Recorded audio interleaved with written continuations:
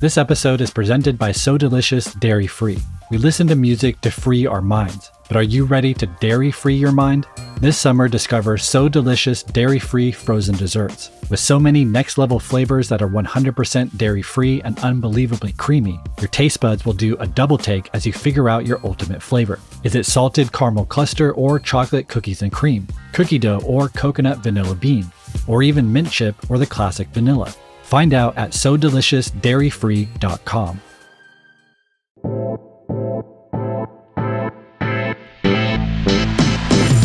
Welcome everyone to Last Song Standing. I'm Cole Cuchna. And I'm Charles Holmes. And in this fourth season of Last Song Standing, Cole and I are debating our way through some of the best albums of the past 25 years in order to crown the greatest album of the 21st century so far, aka the last album standing. Last episode, Kanye West, My Beautiful Dark Twisted Fantasy, battled Drake's Take Care, and ultimately, Twisted Fantasy came out on top. But this episode, we're diving deep into some Black love. But before we get there, Cole, I have to ask, how are you feeling? How are you feeling after last episode? I'm feeling pretty good. I was proud of myself for making it through a Drake-centered podcast without shitting on him too much.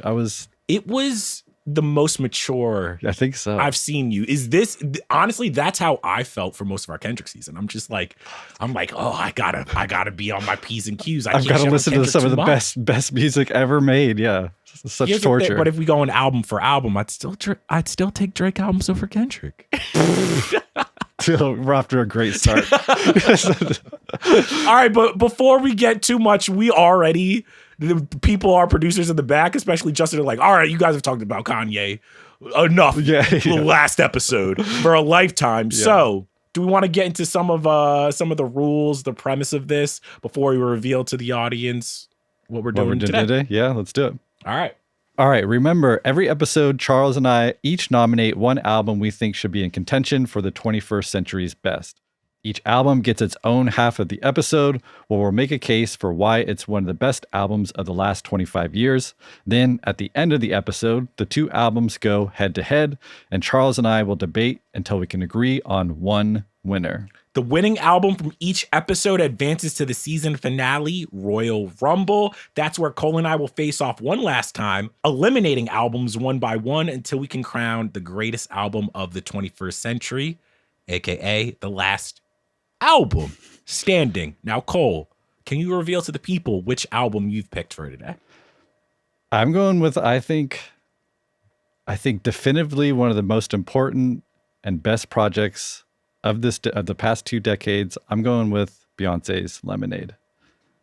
What are you doing? And first, the Fat Boys breakup. Now, every day I wake up, somebody got a problem with Chuck. You know? I'm going with Jay-Z's The Motherfucking Blueprint, baby. Oh, yeah. H to the IZZO, V to the IZZO. Okay, ladies, now let's get information. First the Fat Boys break up. Now every day I wake up. Freedom, where are you? Cole, last episode we briefly talked about why we paired Kanye and Drake together. I think it's probably obvious to the audience why we paired Jay-Z and Beyonce, but maybe what's less obvious is why we picked Lemonade and Blueprint as albums that could kind of go toe-to-toe. Yeah, I mean, there's an obvious connection of them just being this power couple that kind of borders on American royalty at this point. And so I think as we're honoring the past 2 decades and a half, it's important to just critically look at them as not only musicians, but as just like these kind of pop culture icons that we've kind of now just grown up with. They feel like they're a part of our lives, and their careers, the trajectory of their careers have been so interesting that's one element. I think what's interesting specifically about Blueprint with Lemonade is that Lemonade, obviously the genesis of it is Jay-Z's infidelity. Yeah. And Blueprint, I think we see some of the problematic versions of masculinity that ended up leading to that infidelity, which gets directly addressed in Lemonade in a way that I think shocked everyone when it came out, in terms of like linking it back to the Black experience in America and tying all these cultural threads, historic threads together in Lemonade, which I feel like are present in the Blueprint as well. I don't know. Does that make sense? No, that makes perfect sense. And I think people are probably wondering, because we had this conversation. We were like, well, is the album to pick from Jay-Z actually 444? Because that's a little bit As a pairing, yes, but what I realized in rereading stuff that I'd already read, interviews, making of, whatever, I'm like, the reason I think Blueprint actually makes sense is the Jay-Z record, not only because I think it's just more popular in terms of just like where Jay-Z was at in his career. I think when Beyonce was making Lemonade, it was this inflection point of the Solange elevator incident happened. To your point, at this point, Jay and Beyonce are the celebrities to beat. They are royalty. And that was kind of the first time we really had seen a chink in that armor. Yeah. And I think similar for Blueprint, it's coming at this time where Jay's like, all right, who's the real king of New York? He's beefing with Nas, Prodigy of Mobb Deep, and also he's coming off of a gun charge and then stabbing Un Rivera. So it is this sliding doors moment for Jay-Z where it's a project where he's almost having to explain himself to the audience of like, no, this is why I am the man. This is why I run New York. Yeah. This is why like all of that shit that everybody's talking is bullshit. Let me recenter the frame, similar to what I feel like Beyonce does so beautifully on Lemonade. Yeah, we'll talk about it when we get to Lemonade, but it does, to your point, like the inflection point, I feel like this is like, we've seen what she has now done with the Renaissance trilogy that seems to be kind of the culmination of all her artistic powers and probably end up being kind of like her magnus opus, the Renaissance trilogy. But Lemonade, I feel like where the kind of the flip switched as an artist, where she elevated her art into that higher art sphere, right? And she's working with film, she's incorporating poetry, and she's really creating this beautiful piece of art in the Lemonade film and also the Lemonade album. And well, we're burning too much pot on Lemonade. We'll get there, but I'm really excited about the pairing. Yeah, man. We ready to go? Start with the Blueprint, right? Hell yeah. All right, Blueprint, Hove's sixth studio album, which was released on September 11th, 2001. The 13-song project features one collaboration and appearance by Eminem on Renegade. Production on the album is mainly handled by Kanye West, Just Blaze, Bink, Trackmasters, Timbaland. The Blueprint spawned 4 singles: IZZO, Girls, Girls, Girls, Jigga That Nigga, Song Cry. And I was actually surprised about this when I did the research. Obviously, the Blueprint drops on 9/11, but still, Jay-Z sold an impressive 427,000 copies in its first week, which is crazy in terms of just like what was going on in the world. And Jay-Z being the New York artist, still being able to sell over 400,000 is nuts. That's absolutely nuts. It is very, very nuts. And the project is 3 times platinum, which I think is actually like lower than I thought it would be in terms, but I guess it kind of just, it makes sense, you know? I think Jay-Z, this is the album that solidifies him, I think, as a pop artist in my mind. But obviously, he would go on to make Blueprint 3 is not my favorite, but he had Run This Town and all of these. Watch the Throne. To me, Blueprint is actually the end of one Jay-Z era and the beginning of kind of his like mogul, pop star, I am the Michael Jordan of hip hop moment. Yeah. Do you have a 9/11 story? I'm just curious to know.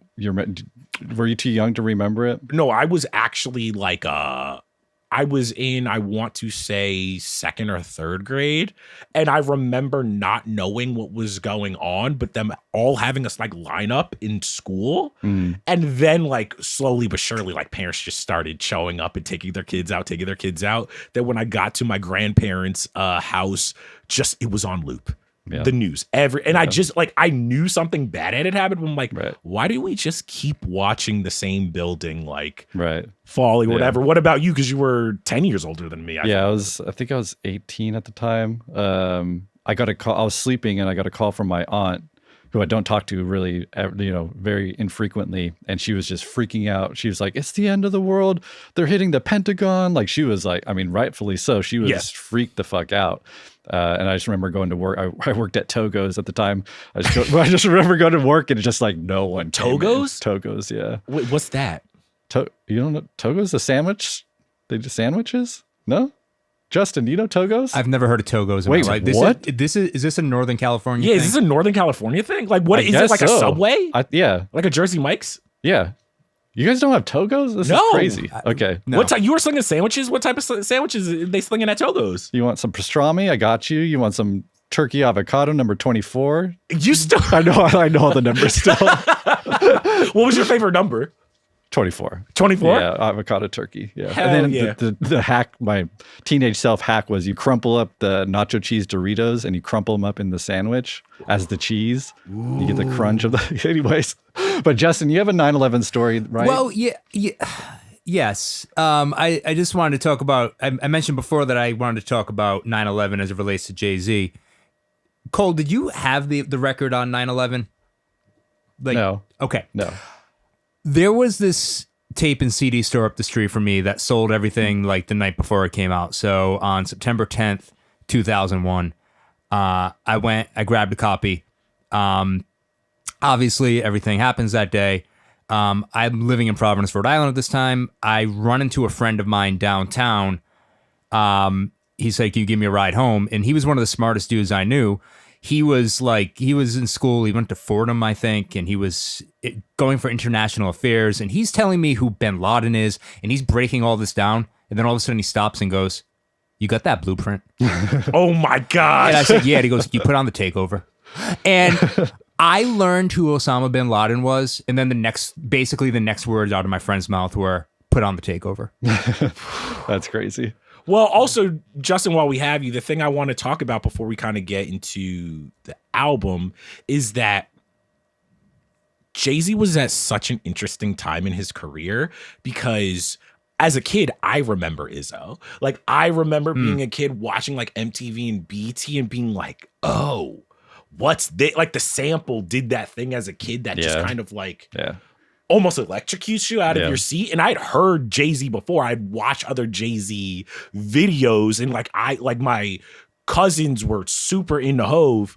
But IZZO was actually like the first moment where it like clicked for me. I was like, why do I like this song? Like, what is it about that? But this was talking about that inflection point for Jay-Z. Justin, do you remember kind of where Jay-Z was at in his career? Because I remember the story of him stabbing Un for allegedly leaking the tape and blah, blah, blah. And kind of like potentially destroying what we would know of Jay-Z's career. So what do you remember of Jay-Z around that time? This album was kind of a coronation, right? Like this was, or it was at least that's the way he presented it. Because you got to remember, this was post Biggie, post Tupac. Hip hop was getting a lot of the Southern rap was really starting to blow up. But there was kind of this power void at the top. You had people like DMX. You had Nas, very, obviously that plays a big part of the story about the Blueprint. But Jay had been kind of just ascending up and up the ladder. And he had bigger hits than IZZO, like Big Pimpin' predates this. Some of those Swiss Beats tracks predate this, like Money Cash Hoes. He had some massive songs. But this album in particular, I always felt was him trying to thread the needle thread a needle of massive commercial success, critical success, and asserting his dominance over the rap game. And I always felt that this album was the album that he engineered to be, I said this about the Kanye record, that we discussed last episode, where this was engineered to be one of the best albums ever. I thought this was Jay's version of doing that. And, I think in a lot of ways at the time it felt very successful. Like this was the moment where he kind of did have all those things. People who hadn't necessarily paid Jay-Z the critical respect that, he was probably owed, really paid attention. And it had a hit like IZZO. It did have that commercial success at the same time. I mean, that is a perfect segue. Can I get into some of the categories? Because IZZO... You trying to sneak out of trivia? Oh, shit. I forgot. We have trivia. Dog. Trivia. Just to recap what album trivia is, this is where you and I try to stump each other with little known facts about the album. Every correct answer is 1 point, and whoever has the most total points at the end of the season wins a mystery prize selected by producer Justin.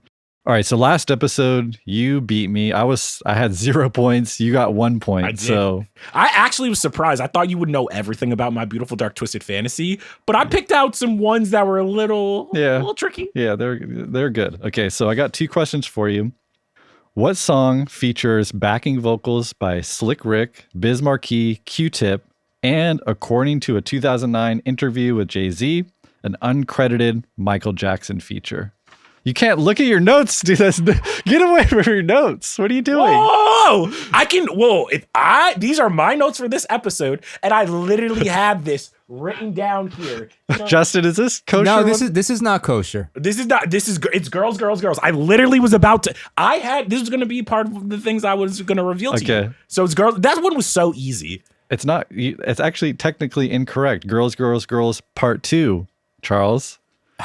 All right, Justin, that is not fair. That is not. Come on. I don't think you get a point. Justin, I definitely get a point. Justin, does he get a point? Well, okay, wait a minute. So I actually need some clarification on this. Girls Part 2 also has Slick Rick, Biz Markie. That's what I read. Because they're on Part 1. Michael Jackson is allegedly the uncredited vocal appearance on Part 2 on the remix. Yeah. So I had to do it. I isolated the vocals of Girls Part 2. Do you want to hear Michael Jackson's voice? Yes. My game just rewind. Just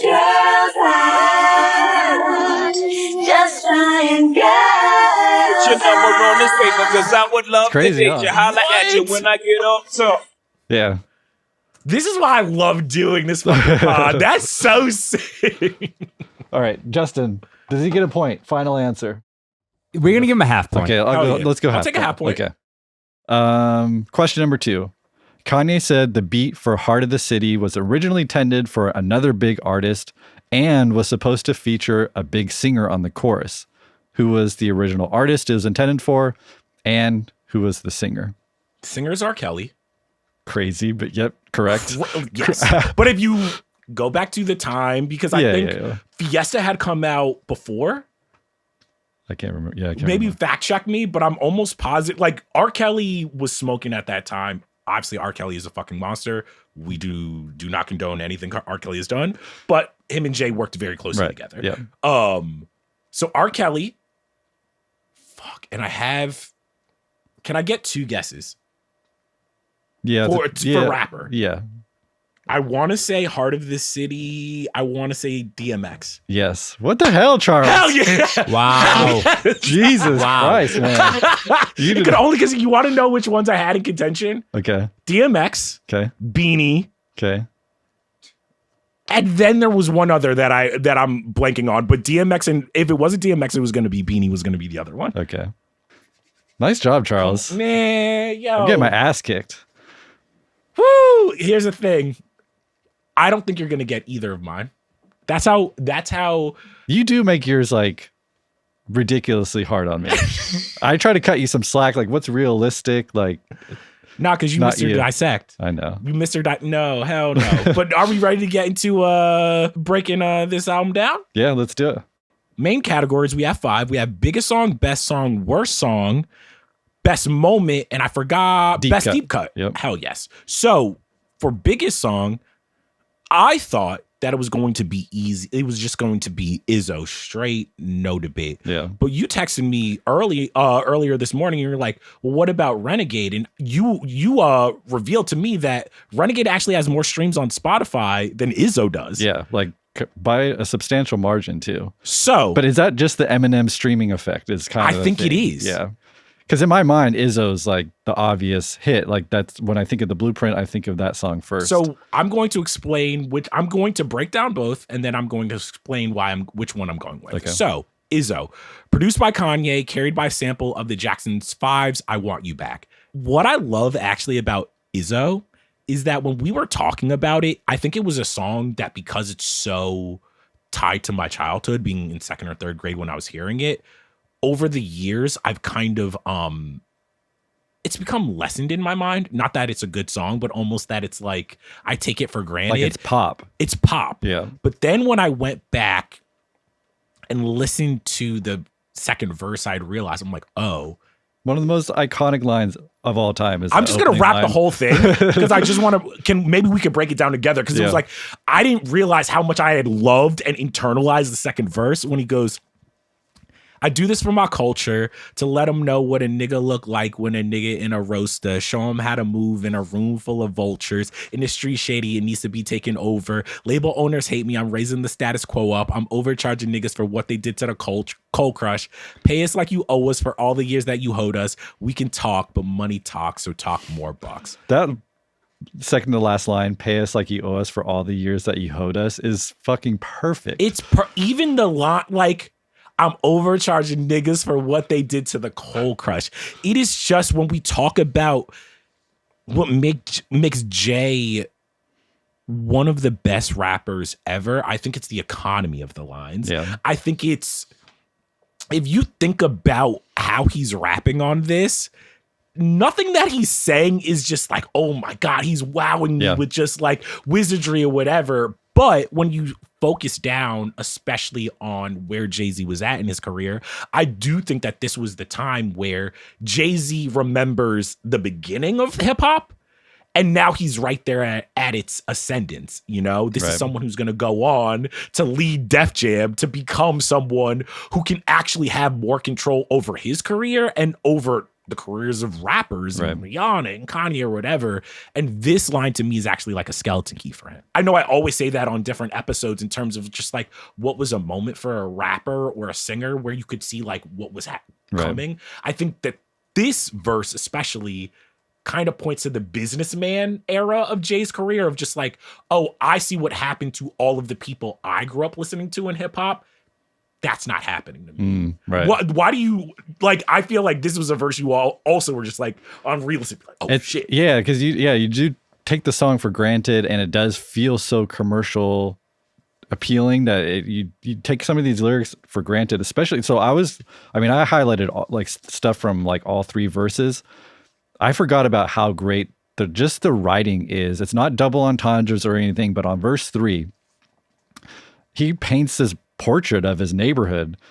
I was raised on the projects, roaches and rats, smokers out back selling their mama's sofa, lookouts on the corner focused on the Ave, ladies in the window focused on the kinfolk, me under a lamppost, why I got my hands closed, cracks in my palm, watching the long arm of the law. Like he's painting a portrait. Like I can visualize all these images, and you get one image for every line, and it's just like this mosaic of his upbringing, and just that one line, why I got my hand closed, like weird question, cracks in my palm, watching the long arm of the law. Or even that's like poetic. That's brilliant. Or even the line, like the poetry of I've seen hoop dreams deflate a true fiend's weight is just, to me, of like the two rappers that you can really think of in terms of like around this time where it's like just poetry. I remember one of my cousins having the Pac book. I think it was called like The Rose That Grew Out of Concrete or whatever. Yeah. And I remember that was the first time where I was like, why are my cousins reading a book about like rap lyrics? And this, to me, that third verse to me reads like a poem in terms of like the way he's describing his come up, the way it felt, what it means to be a drug dealer. A lot of his drug dealing bars sometimes are very flashy. The best, this is that. To me, this is more so like, no, I am painting you a visual picture of what it feels like growing up in Marcy Projects at this time, going down to Maryland, all this shit. It's oh, I love this. Okay, so you said you didn't like the sample, the beat? No. I like the sample. Okay. It's more so, all right, I'm going to bring in Justin. Justin, am I crazy for saying that, like, sometimes, especially in hip-hop circles, people ding Kanye for how obvious the songs that he decides to pick are? I think a couple of things that aren't being considered when you're discussing the production of the song and how obvious the sample is. He did chop it up. It wasn't a straight loop. Yes. Okay, I recreated the sample if you guys want me to just play, but continue. But the other thing is, this was not a time when soul samples were really prevalent. Yeah. Kanye and Just Blaze in this album really brought that back to the mainstream. And this was a single. So, of course, like it makes sense that one of the most famous soul and R&B songs of the 20th century is going to get flipped for what the big single was on it. A lot of the rest of the stuff on this record is a lot more obscure. Like Bobby Bird, who gets flipped for Heart of the City. Right. That's a lot more obscure. Yeah. Right? Like I actually, I was 18, 19 when the song dropped. It took me a couple listens to clock that was actually a Jackson 5 sample. That's what I'm saying. Like I don't hear Jackson 5 when I hear the sample. So you hear the little like ooh, like at the end of the loop, Right. at the end of the the chopped loop, but until then, like it doesn't immediately clock that's you hear it once you realize it, you can't unhear it. Right. But at first, it's chopped up pretty well. So here's the original. So when you hear it like that, it's pretty obvious, right? Pretty obvious. So what's interesting is that he slows it down. Kanye is known for the chipmunk soul, speeding things up, but in this case, he slows it down like. So still there, but here's the chops. It's super simple, but it really transforms the beat. So here's chop number 1. That little piece. Chop number 2 is this. And he repeats it. So then here's the full thing. Add some drums. So sick. It's so sick. I take it back. This is amazing. I take it back. Because he does, like, you only get 2 chords, so it's like you don't hear the whole turnaround. So that's why it's not obviously the Jackson 5, because you're only getting 2 chords. You don't hear the whole turnaround. That's so iconic from the original song. So it's simple, but like it's effective. It's like a lot of Kanye's early production where he just has an ear like no one else. He can transform stuff in a way that just no one else was hearing. This is a great example, and his breakout song as a producer. So the other song, Renegade, produced by Eminem, Luis Redo. Originally, this track was Bad Meets Evil, the group that Eminem had with frequent collaborator Royce da 5'9". Now, Renegade, we talked before this, and we were like, let's not burn tape. But this song to me is infamous because for years and years and years, we were like, M got J, M got J, M got J. On re-listening 2025, I don't think that's true. Like, as a kid, I remember being mesmerized by Eminem's verses and very, very impressed in a way where I was just like, no, this song is actually 50-50. I actually don't think either artist did that much better than the other. Like, when you were back then, 2001, who did you like on this song more? Now, who do you think, like, what is your... I liked M for sure. Like 100% I liked M. When returning to it now, it's clear that they're both, I think it's pretty equal. I think Eminem clearly has home field advantage on this song, though. This is an Eminem song that is just got dropped on the Blueprint for whatever reason. It sounds totally different from the album. It's mixed totally different. So hearing Jay on that verse specifically, it doesn't, I mean, it's fine. He's rapping his ass off. Like his performance is great. I just don't think the beat is something he would have normally picked. It was an Eminem song that existed that had a Royce beat or a Royce verse on it. And he kind of just, I don't know what the story was of Eminem giving it to him for his own album, but. So I actually have that. So you do? Eminem originally didn't want to give Jay Renegade. Oh, okay. He wanted to give him another song, but he knew that Jay-Z was rushing to get this done. Okay. Obviously, like, this was an album that was created in a very short amount of time. And I believe Royce's label didn't want him to have 2 Eminem features. So he's just like, yo, let me just send this to Jay. And honestly, for the audience, it might be interesting if we play them the original, because it's leaked. Okay. We can play them a little bit of what Royce sounded like on it. Okay. Yo, it's several different levels of picking up shovels and dumping you in ditches under sea level. Fronting you can witness. Let me refresh you niggas. Tell you my position in this beef. Leave you under Venice. That's not bad. That's not bad, but. No, it's not bad, but you can tell that obviously Royce, Eminem came up together, where it's like Jay-Z's not necessarily, he's different enough from Eminem where there's a nice dichotomy, where with Royce, I'm just like, you guys are so stylistically similar. Yeah. Yeah. Whenever, I mean, M has a great verse on it. I don't want to undermine his what he does is very effective. There's technically it's pretty brilliant with all the internal rhymes, and I mean that the second verse, the rude, ludicrous lyrics or whatever the fuck he says, is like literally every syllable rhymes in that verse. It's pretty insane. This shows the Renegade. I hate the hook. I don't like the hook. The hook is terrible. They have no the back and forth of the. They don't have chemistry. They don't have chemistry. It feels very forced to me. I think they could have left it off. Now, I think we have to go with IZZO because when I looked up the certifications, IZZO is platinum. Surprisingly, Renegade is only gold. Oh, okay. H to the IZZO, V to the IZZA. With Shizzle, my nizzle used to dribble down in VA. Was hurting them in the home of the turbans. Got it dirt cheap for them. Plus, if they were short with cheese, I would work with them. More than weed. Yeah, so I think it has to be, even though streaming wise, to your point, Eminem streams like a monster. Right. I still hear IZZO out. Yeah. It's not like I don't know if I've ever heard Renegade in the last like 10 years playing out of a car. No, yeah. It's the best. IZZO to me is the better song, clearly. So best song.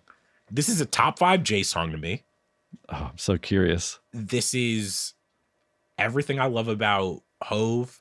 I think easily the best song in this is Heart of the City, Ain't No Love, produced by Kanye West.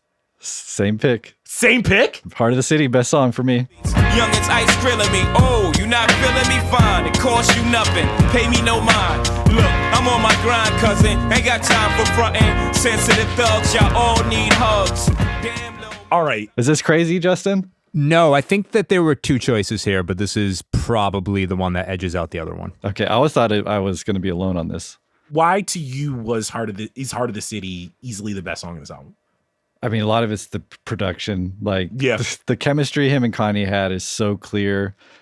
Kanye has this great quote about the making of it. This is early Kanye, super hungry Kanye. Jay-Z's his icon, and he's finally made it to baseline with him. And he said this about the creation of the song. He said, for Heart of the City, Jay came up with what he wanted to say in his head, as usual. In the studio, the Fiesta remix by R. Kelly music video came on the TV.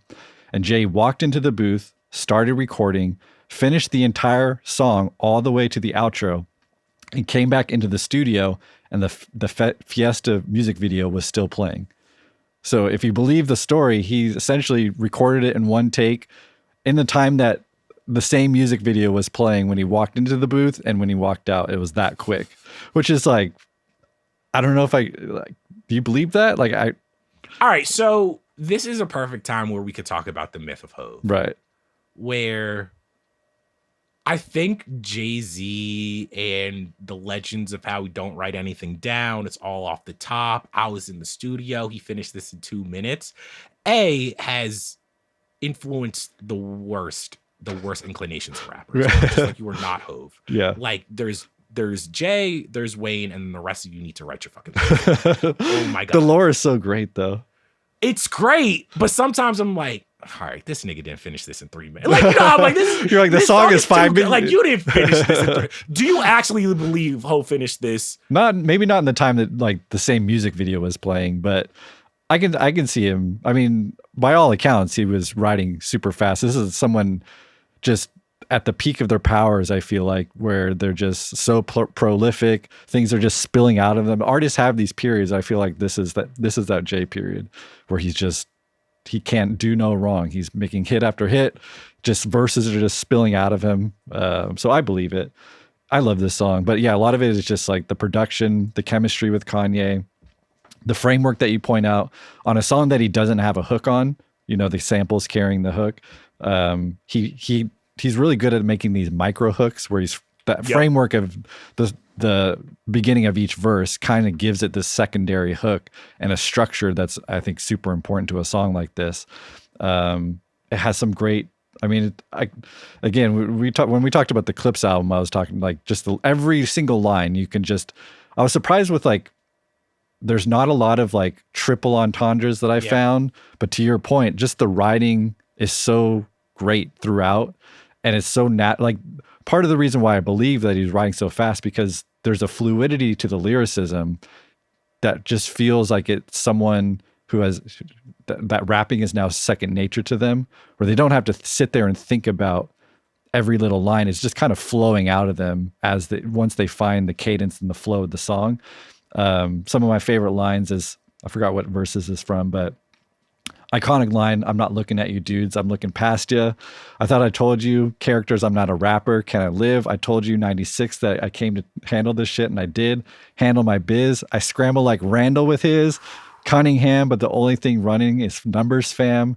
Jigga held you down 6 summers, Dan." So you get like the Cunningham, numbers, fam, summers, damn. Handle my biz, Randall with it, like all these. Can I give you the closing of the first verse? Because it's so simple, like it's nothing special. But I love when he goes, "I don't want much. Fuck, I drove every car. Some nice cooked food. Some nice clean draws. Bird ass niggas. I don't mean to ruffle y'all. I know you waiting in the wing, but I'm doing my thing. With love." It's like the bird, the wing, ruffle, the feathers, waiting in the wing. It's so simple that if you're just listening, you're like, oh, that's not that interesting or special. But then you like read the lyrics, and you're like, oh shit. It's just great writing. It's just great writing. All right, worst song. We don't have to spend that much time on it. It's easy. It's Girls, Girls, Girls. Girls, girls, girls, girls, girls hard to adore. Yo, put your number on this paper, cause I would love to date you. Holla at you when I come off toes.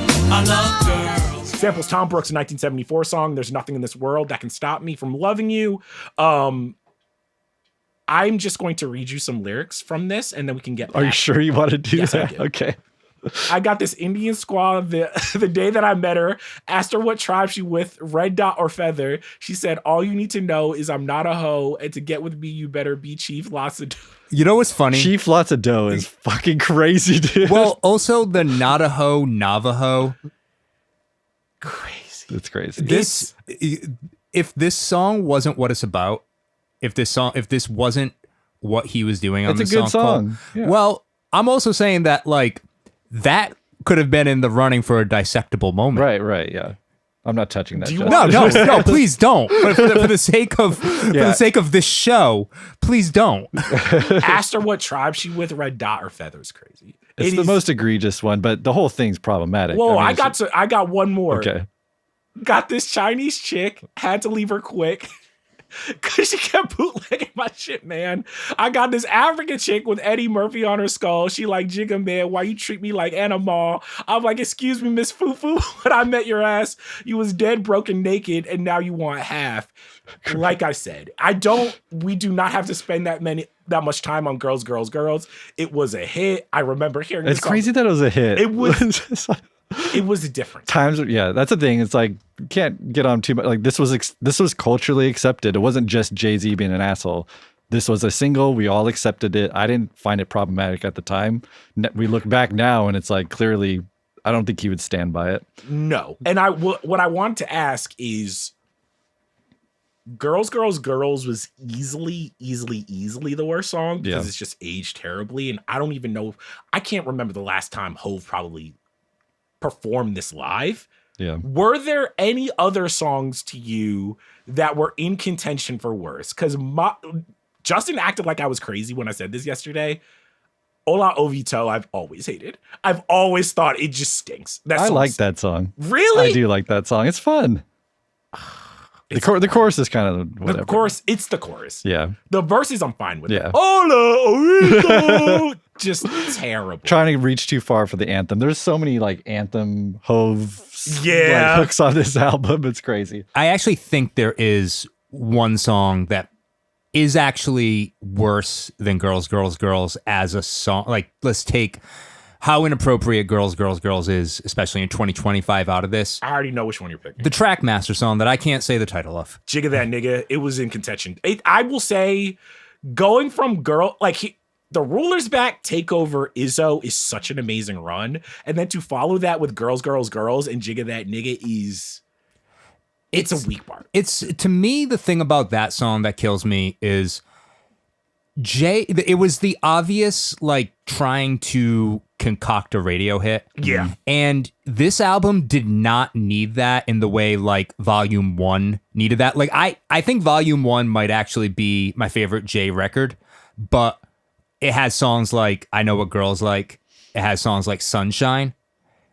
You understand the point he was at in his career where he needed songs like that. He didn't need that on this record. And not only did he not need that and he did it anyways? But the song sucks and it wasn't even a single. Like he made the song with the track masters that should have been a club record, that should have been a hit, and it fell flat. I'm going to be honest. I kind of like the song. What? I don't like the chorus, but come on the beat like da da da da. Come on, that's. I'm going to deep cut Okay. because this. I'm curious. I wonder if we have the same best one. beat on the album. I think. Okay. Potentially. Okay. Interesting. You Don't Know by Just Blaze. Same pick? Really? Yeah. This Same pick. beat, So like I sick. know Heart of the City is a little bit more forward. Yeah, and that's yeah. the one where it's like it's just so undeniable. But if we like, can we play a little bit of You Don't Know? Tell you the difference between me and them. They trying to get they ones, I'm trying to get them M's. 1 million, 2 million, 3 million, 4. In just 5 years, 40 million more. You are now looking at That sample is so. It's so good. I love that there's no hook. One of my Yes. favorite parts, because there's so many hooks on this album. He was trying to toe the line between commercial success and lyrical showcase. This is a perfect no hook Jay-Z for me. Let the sample do the talking and just come back in and rap. It's so good. It's probably my favorite song on the entire album. I just love like there's so many lines. It said that we are prone to violence, but it's home sweet home where personality leaves cash and chrome meets chrome. The coke price is up and down like it's Wall Street Holmes. It's just Yeah. how It's so can you good. not? I know. I do have a dissectable moment on this Yo, one. let's go. Okay. So it's super clever. I don't know if it was obvious to everyone. It wasn't obvious to me, but then, okay, let me lay it out. So verse 2, he says, they trying to get those ones. I'm trying to get them M's, 1 million, 2 million, 3 million, 4. In just 5 years, 40 million more. You're now looking at the 40 million boy. Great, good stuff. But then calls back to it with verse 3. He kicks off this motif with saying, and if someone would have told him that Hove would be selling clothing, not in his lifetime, wasn't in my right mind. So referencing Rockwell, Rare. Then he says, I smarten up, open the market up, 1 million, 2 million, 3 million, 4. In 18 months, 80 million more. Now add that up with the one I said before, you are now looking at one smart black boy. So if you add up 80 million from this verse 3 with the previous 40 million from verse 2, you get a total of 120 million. Why is that significant? Because this is what he says on the final verse, the final line of the final verse. He says, put me anywhere on God's green earth, I'll triple my worth. What is 40 times 3? 40 from the first reference times 3 is 120. So he tripled his worth, calling back to the line from Sick. Incredible. So good. It's why he's the GOAT. So sick. It's why he's the GOAT. It's so good. And just to call it out since we're here, I sell ice in the winter. I sell fire in hell. I'm a hustler, baby. I sell water to a whale. Homophone with whale and a well. So, it's so good. I love there was no like if I don't get to talking about You Don't Know every single time like I remember going to see Jay on tour and I'm almost positive he played this song just because the beat is just like Yeah. rattles you. Right. I'm actually surprised that we both were agreeing so much. I know. Last episode, same thing. All right. Best moment. This is where we talked about Takeover. What I nominated is the 2001 Summer Jam performance, okay? Of course. Because he brings out Michael Jackson. Remember it. Insane. Everybody was going bonkers. He premieres Takeover.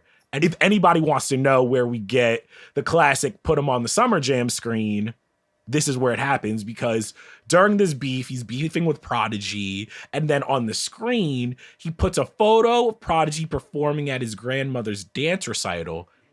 To me, still Takeover is my favorite song from the beef. Yeah. Even though Ether is the one that obviously won Nas the battle, I think Takeover easily won Jay-Z the war. Because, like, going back over this, well, Nas doesn't get the worst bars in this. Yeah. Prodigy is the one who gets like fucking dismantled. But my favorite lyrics from this are like Jay-Z being like, hey, yo, Nas, I know you not talking. Nigga, you make a classic. Every 5 years. I love Takeover. What do you think that this is the best song from the beef? It's close. I think I actually might prefer Ether. I think returning to Takeover, it kind of reminded me, like, do you think strategic, because the general consensus is that Ether was like the winning song, won Nas the battle. Correct me if I got any of this wrong, Justin, but do you think part of that reason is because, like Drake's Family Matters, he was shooting at more than one person, where Nas just got to focus just on Jay? Yes. Because returning to Takeover, one, it's like the first two verses are for Prodigy. Then Nas gets the 38 bar verse. And then there's always forget about there's a fourth verse, which just shouldn't be there. Yes. It's like, is it too clunky? Is part of like why Ether won was because it was just more concise, just structurally and just aiming at one target. I don't know. Justin, would you have any thoughts on this? I think it just simply comes down to the third verse of Ether is just savage. My take on this is that Ether is the better diss track by a hair, where this is the more enjoyable song to listen to. The beat on Ether is like, it's iconic, but It's like trash. It's not. Okay. Yeah. But part of it is like why I like Ether though is because you can hear his articulation of his words are way clearer than on Takeover, which has a more bigger theatrical production. So some of the bars feel more like hit you viscerally and kind of vicious because they're so articulated, where I don't know, it's like a lot of the Nas bars are like, I showed you your first tech. I'm like, all right, cool. Like, it's just like, it's not as hard hitting. Yeah. And I think the other thing that we're probably circling is that when I was reading about just the making of this album, I think Guru had said, I've never seen Hove mad. He's so laid back. Even when he was rapping Takeover, you hear it on he's not mad. He's not angry. There's not that much. There is a level of dissection where it's like he's playing the cool guy, right? Which is like in between sending shots at Prodigy and not like everybody getting their own little section, him kind of being laid back and cool about it. Like almost Jay's always done this. I'm almost too cool to even be mentioned. Yeah, it's like he's like laughing where Nas is like, I'm fucking going to speak to your soul. There's like but even just returning to this beef, not to make this about Drake and Kanye, but just the evolution of where we are, where we've landed with beefs, where everything seems so tame in Takeover and Ether compared to what happened with Drake and Kendrick in terms of like, I don't know. The salacious, really? I mean, here's the thing. Jay-Z fucking splusion over car seats, having to apologize, like his mom forcing him to apologize on the radio. Yeah, I guess like, so. Like, you know what I mean? Like, even right now, because it's hip hop history, I feel like we almost underrate how, like, the insanity of Jay-Z putting up a photo of Prodigy dressed as Michael Jackson on the Summer Jam screen. Yeah. You know what I mean? Like, I think it seems cute now in a way where I'm just like, what was Drake and Meek Mill really about?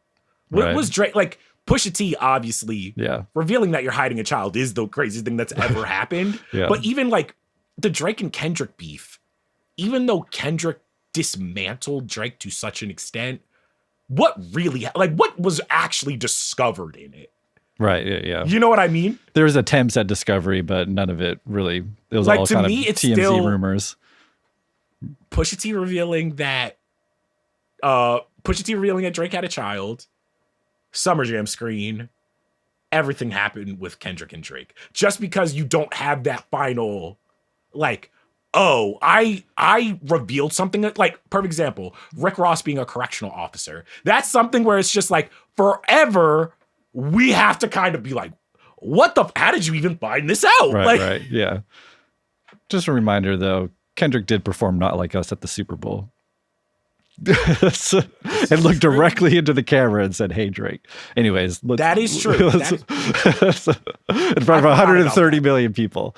So, anyways, let's not make this about Drake. But were there any, finally, before I wrap up, were there any other best moments that could have been in contention besides the Summer Jam Takeover? That one was such a clear thing that I didn't actually think through anything else. Justin, does anything else come to mind? I mean, the 9/11 thing is always just kind of crazy. Yeah. To was different than this. But I got to be honest though, saying best moment 9/11 is no, kind of a tough one. of course, of course, that's yeah. I think it's very clearly Takeover. ROC, we running this rap shit.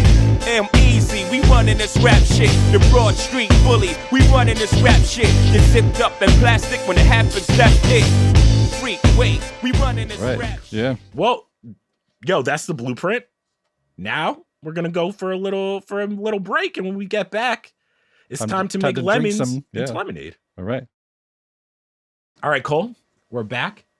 Lemonade, tell me everything. Why'd you pick this album? You obviously did a season of Dissect on it.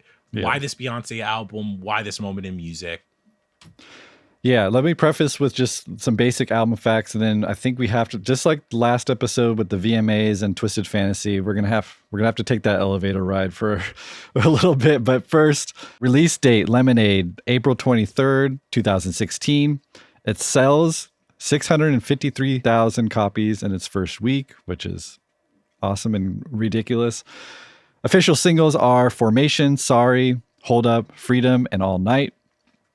It receives widespread critical acclaim from day one, nominated for 9 Grammys, only 2 wins. It was named the greatest album of the 2010s by the Associated Press, best album of the 21st century by Rolling Stone.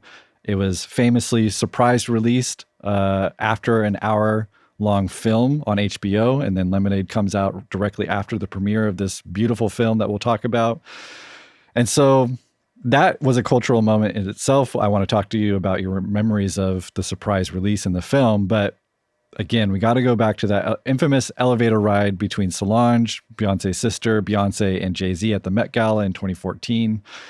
The video gets leaked May of 2014, and essentially all hell breaks loose online. This is like the prime time, like the prime era of Twitter, I feel like. And so like Twitter streams were just, that, as you alluded to earlier, this was the first kind of chink in the armor, the veneer of Jay-Z and Beyonce starting to kind of crack before our eyes. Do you remember this incident in real time? Do you remember it coming out and leaking? I remember the incident. I remember laughing hysterically. I thought it was the funniest thing ever. It was, this is my hot take. You know, if you're Mr. Dissect, I'm Mr. Hot Take. I think the cheating scandal, the Solange elevator kick, all of it gave Jay-Z and Beyonce another 15 years of relevance. If I'm going to be on, like, I'm not even dissing them. I'm saying, like, up till this point, Beyonce had already been anointed. I am the biggest Destiny's Child fan ever. You never want to see me with a drink in my hand when Destiny's Child comes on, okay? I can kill some karaoke. I love me some Beyonce.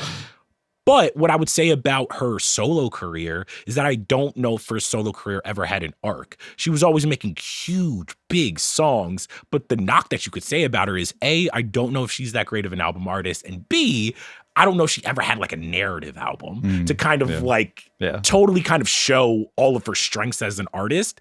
And if you think about Lemonade, if you think about The Carters, if you think about 444, they got a lot of music and a lot of attention out of untangling this web. Like, I'll ask you this. Do you think Lemonade ever gets released or made without it becoming such a public affair? Yeah, that's a really interesting question. You would think, I don't know. Because they were almost like it forced her hand. I guess she could have went on and pretended nothing happened, and they released a joint statement and a couple of weeks after the incident kind of try to brush it under the rug. But yeah, it's an interesting question. I don't know. Obviously, we can't know for sure, but I don't think it would have hit. It wouldn't have been a cultural moment as it was, as crazy of Lemonade dropping, hearing Becky with the good hair, and that becoming such a moment. Like, I don't think it is what it is clearly without this becoming public. And to Beyonce's credit, what I love about Lemonade is that she takes essentially literally a TMZ gossip scandal and transforms it into a beautiful piece of artwork, addressing the infidelity, not in just a betrayal and how could you do this to me and all the common justified and common feelings, but it was like, no, let me use my platform to make this more than just my personal story, and let me try to link it to not only just relationships in general, specifically Black relationships, and then tying it to historical, cultural, like essentially literally the HBO film is filmed in Louisiana on former slave plantations. And she's drawing connections between Black American trauma, experience in slavery, and how, very much like Mr. Morale, how that kind of evolved and still affects Black relationships. And so using her own hurt and transforming that to make this grand statement about her identity and her culture and her people, just like she didn't have to do that. And she did, and she executed it perfectly. Like, there's a lot of short films that are kind of ancillary content to albums now.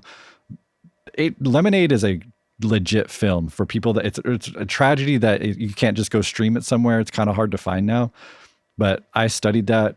I've watched that thing probably over 30 times doing my season on Dissect on it.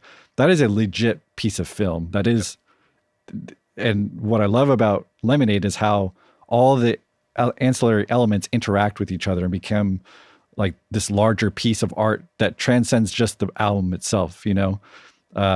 What I compared it to in the Dissect season was this concept we talked about in classical music is an idea called Gesamtkunstwerk, which is a German word for an all-encompassing, something that Richard Wagner made famous with his operas. Ironically, we talked about him last episode. But essentially, it's a grand vision of art where the pieces like dance, music, wardrobe, storytelling, poetry all combine into this larger piece of art where all the elements interact with each other, enhance the overall piece of art. And that's what Lemonade is, you know, when you study it with the film, with the music videos, with the live performances and the music, it creates this world that you explore and tells a really beautiful, powerful story.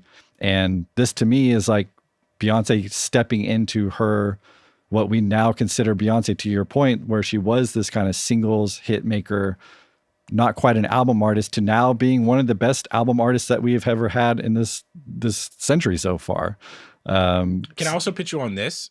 I think hearing you talk, what I don't think we give Beyonce enough credit for is that this is like an auteur moment. Yeah, exactly. Where I don't, especially when we talk about Black pop music, whether it's like some of her contemporaries, whether it's a Brandy or an Ashanti, Keisha Cole, women who are talented. I grew up on their music, and I love R&B to such an extent.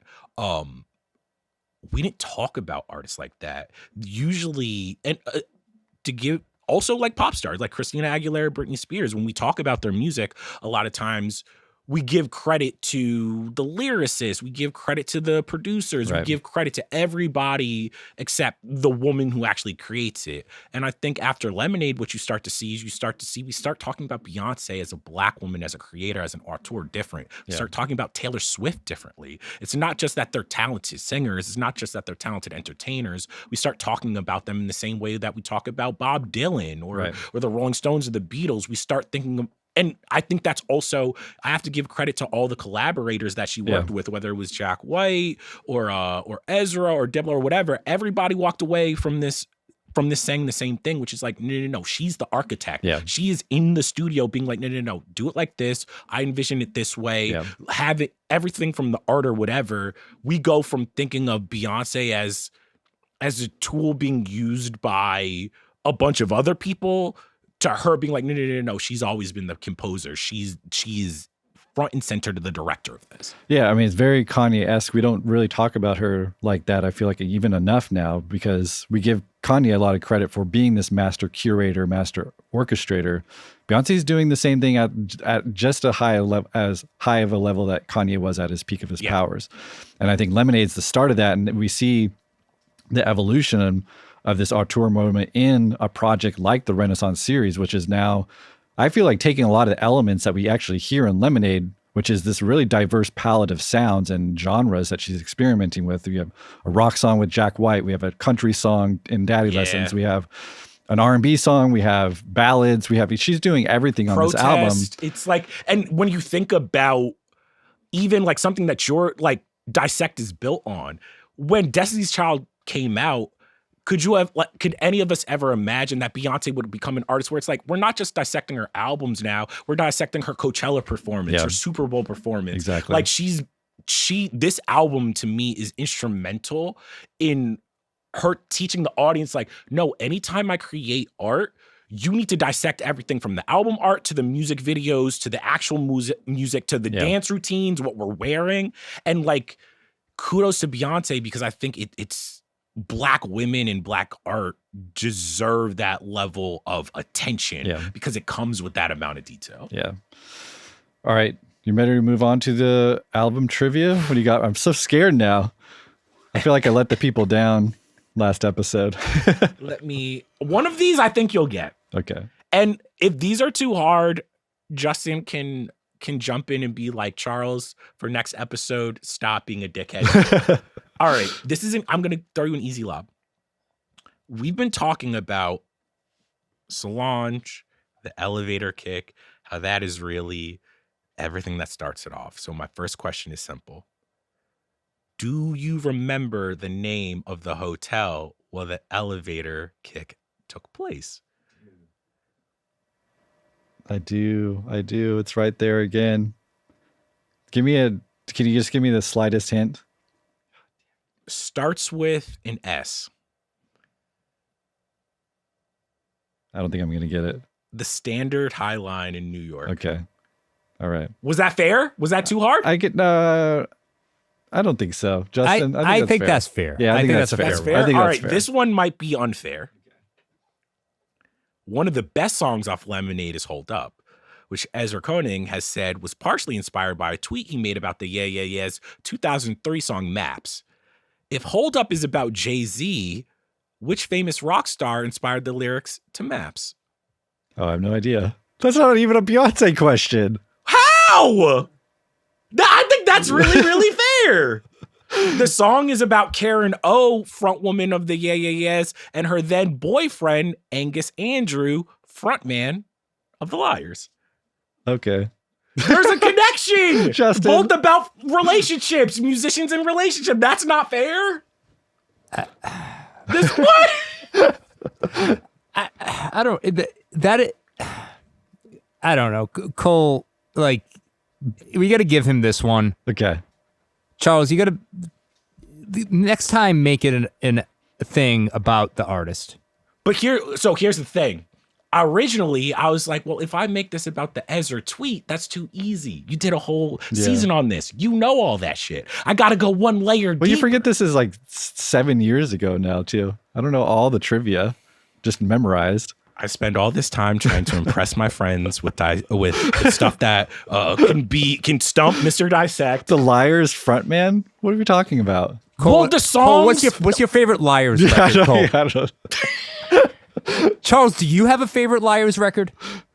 I didn't know the Liars existed. Okay. So that's what I'm saying. And their best record is Drums Not Dead. Okay. My bad. All right, we'll move on. So let's get into the categories. Remember, we have 5 categories for each album. They're going to be pitted head to head at the end of the episode.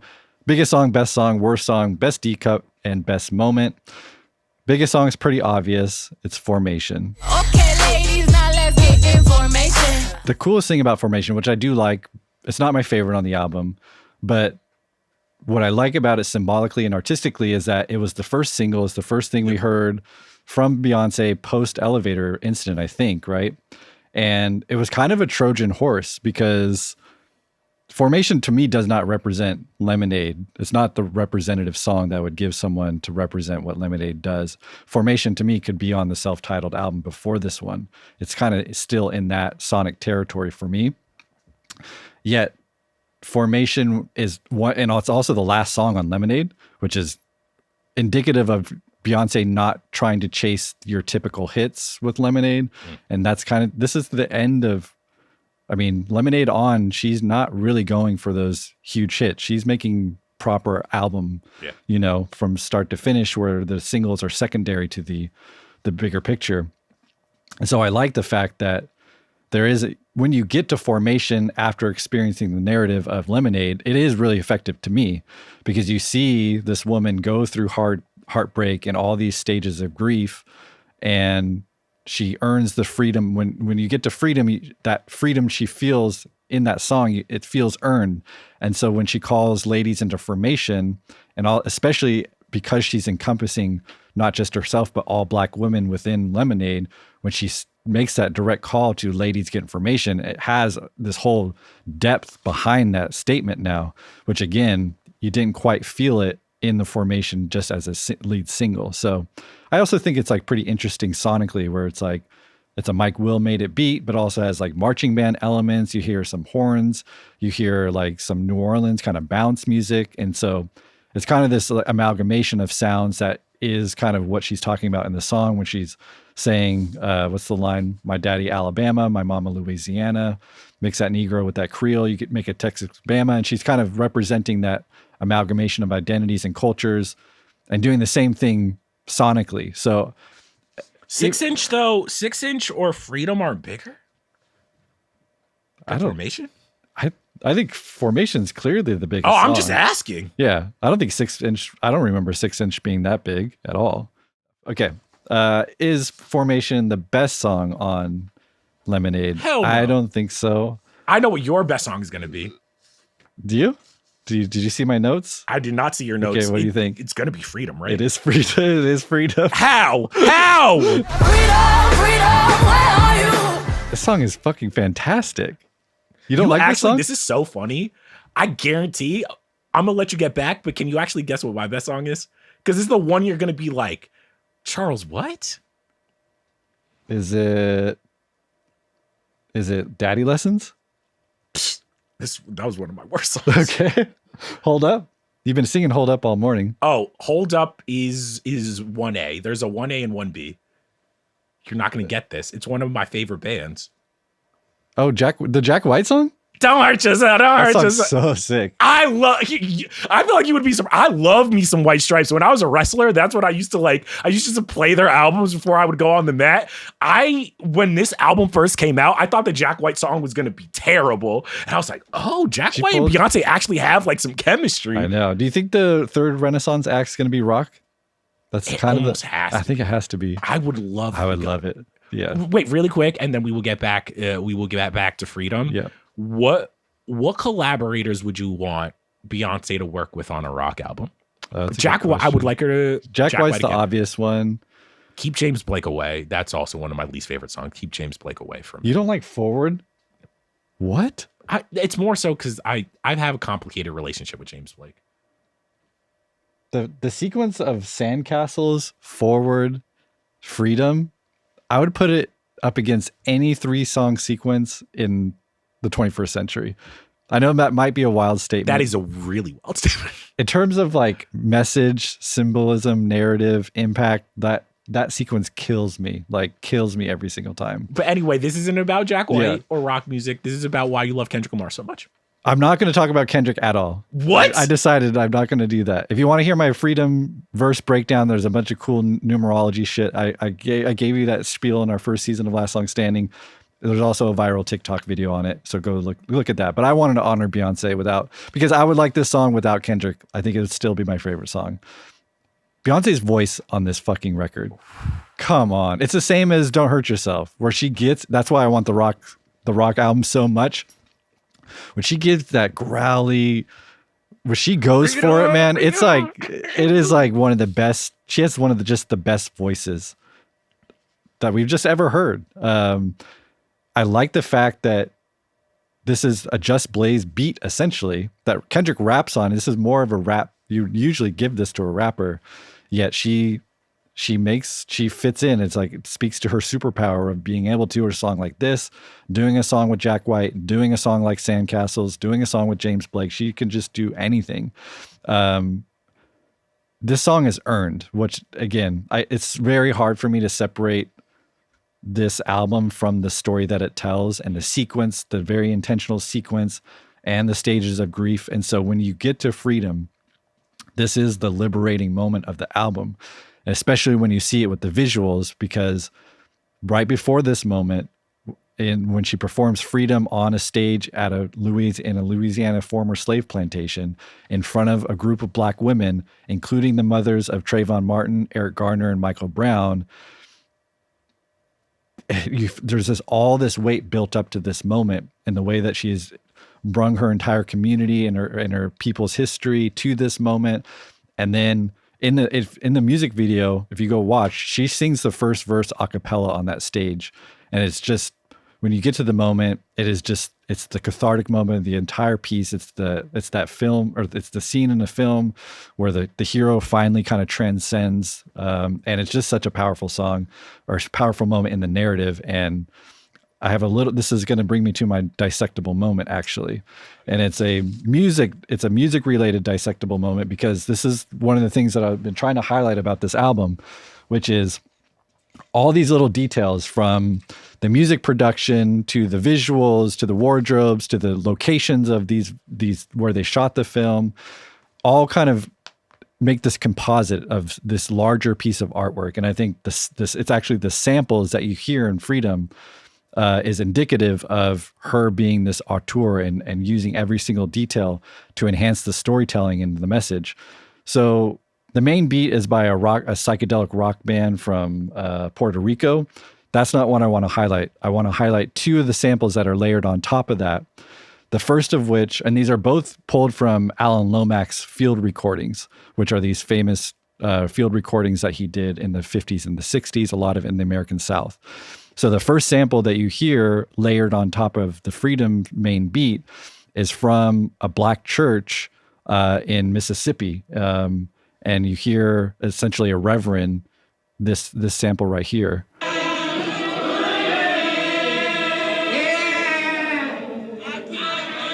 So you're hearing the actual, she's bringing her history here, and we're hearing that this is a field recording of actual black church in the 60s, or in 1959. And here's how it plays and layers on to Freedom. So you hear those voices. So part of this explosive moment, this freedom that she's talking about, is like a liberation of not just herself. Again, right? She's grounding it in history. The second sample might be even more powerful. So this is another field recording of a chain gang. So this is in Memphis, Tennessee. And we hear this.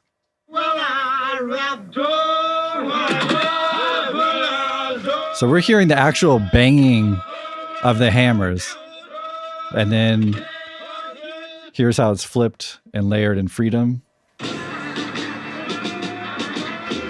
So it's just like symbolically, and you're singing about freedom, and you've incorporated this history into the entire project. Like, man, that it's not only it works musically as a climax, and we get her great belting crescendo voice, but we get these details like this that just for me, but my brain, how I experience music, man, that is like that's hard to top. Also, it speaks to what we've been saying, which is like, yo, Beyonce's like a producer. Yeah. Like, there's she's an artist, but she's a producer. She's to be able to hear the beat on that many levels. Lyrically, the actual production, the samples, the thematics, and it all coming together to sound that good. Because I'm like, a lot of people, that would just be too much. It would be... Or it wouldn't be part of the beat. It would be like a quote unquote skit or an interlude, and like it'd be more forward facing. But the brilliance of Lemonade is that you can just kind of put it on and enjoy it as just music. But if you want the layers, they're all... That's how I did this week. Was very funny because I'm like, I remember watching the video or the movie on HBO at the time and reading about all of the things that it was about. But for this exercise, I just put it on my car, and it did work surprisingly well, just as a record that has really big where I was like, oh shit, like this still bangs. And I was like, almost weirdly, I think sometimes the myth of the album had changed my thinking of it being something that still works as a pop record in a vacuum, which I loved. Right. Okay. What was your best song, did you say? Jack White or Holmes? Oh, right. Okay, right. 1A, 1B. Worst song, I don't want to spend a lot of time. This was actually really hard for me. There's not an obvious worst song to me on this. I mean, this is a very tight album. Every song I think is of quality. if I was forced to choose, it's 6 Inch featuring The Weeknd. Ugh, we have the same one. The Okay. Weeknd is like a sort. I like The Weeknd. I like some Weeknd records. Do not get at me. Why is The Weeknd on this record? It's the one feature that does feel a little bit out of place. It feels a little bit reachy, where it's like Kendrick Lamar to me makes sense. Yeah. Jack White to me makes sense. James Blake, I can get it, because I'm just, in terms of just like, James Blake is also a very, very good producer. I could see why she's just like, oh, The Weeknd, taking nothing away from him. The Weeknd's music has never had that much depth to me. I know that's going to sound so bad. That's not why I go to The Weeknd, but Right. it just, Yeah. I know this was rough for you too. It was hard because symbolically it's great. Like she's talking about working hard, grinding, but the chapter name in the film is emptiness. So it's like essentially someone that's disassociated and feeling numb from her experience and this infidelity kind of ruining her world.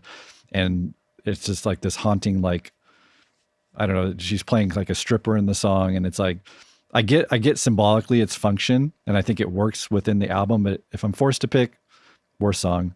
Best deep cut. Before I reveal you mine, I'm curious about yours. I don't think it's going to be the same. Do you have a deep cut? This was difficult because I'm like, what's actually because there's not that many out and out hits. Right. I was like, what? It's like everything's kind of a deep cut in a sense, aside from Formation, I feel like, or even Hold Up maybe. All right, so this, I don't know. What's the song? I think it's all my life. Wait, what? Isn't that the lyrics? I don't think so. It's not ringing a bell. Maybe your performance is just not accurate. That is definitely what. Whoa, I have the song. Oh, okay. All Night. Okay. Oh, that's what she's singing? What'd you say? What'd you say? That's how you know I'm an idiot. Because the title of it is called All Night. And this is for years I've been like, all my life. All my life. I've never read the lyrics to All Night. I never make it that far in the album. Okay. My best deep cut is Sandcastles. We built sandcastles. Do you like Sandcastles? This song is gorgeous, dude. It's a classic ballad. It's just Beyonce and piano.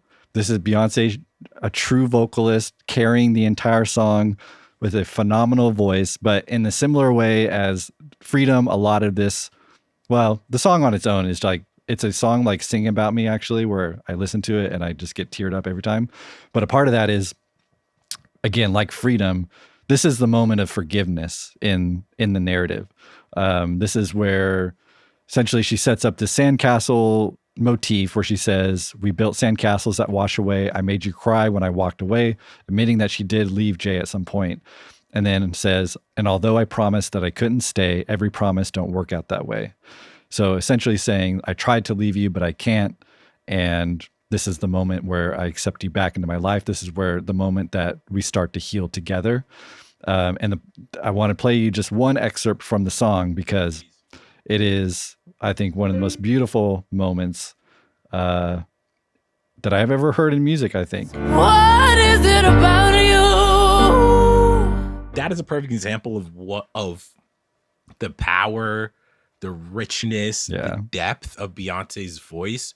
Do you think that we also tend to ding singers like Beyonce because they have that voice where it's like we almost feel like their music is less artistic? Right. Because, you know what I mean? Yeah. Where I feel like a lot of times with rock stars or especially white artists, it's just like, oh, well, if they can't sing, obviously, well, there's more depth to their lyrics and there's more depth to and I'm like, yeah, that's it's like we think it's a cheat code. It's like you're just a pop star with a good voice. People write this is the typical pop star formula, really. It's like people write, you have songwriters and it's like this whole formula behind you, which I think was some of her early career, of course, but like, no, yeah, I think I see your point in terms of like, we need to give her more credit as an artist, as someone who knows how to use her voice effectively, which is much different than just having a great voice. Yes.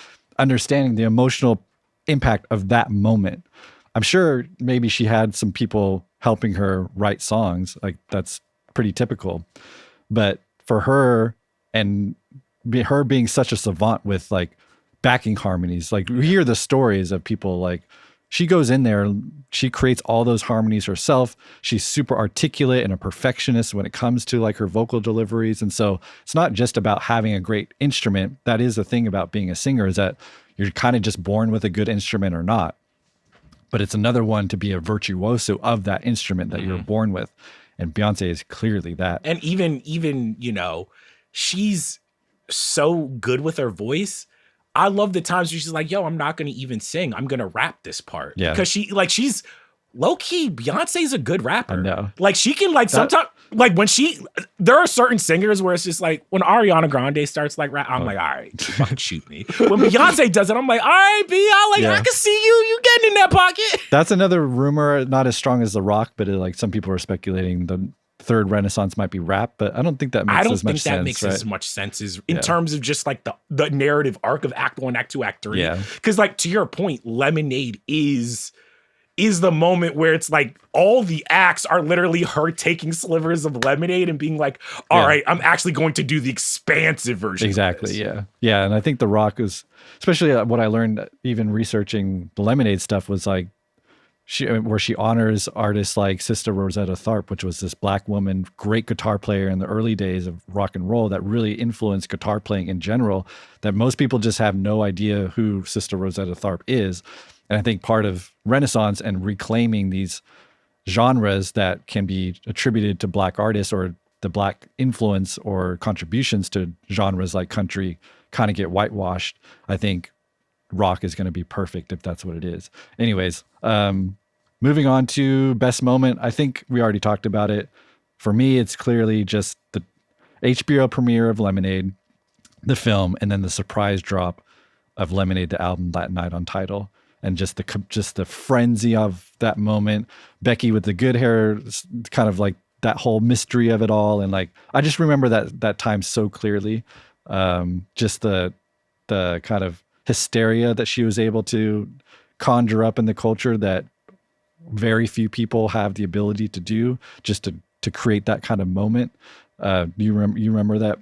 I remember the hysteria. I remember Beyonce's, especially at that time in music, the very rare artist that can force everybody to stay home and turn on HBO for an album. Like that is something where I'm like, how many artists in 2025 can do that? Taylor Swift is probably among, like, Beyonce still, Taylor. I don't actually like Drake.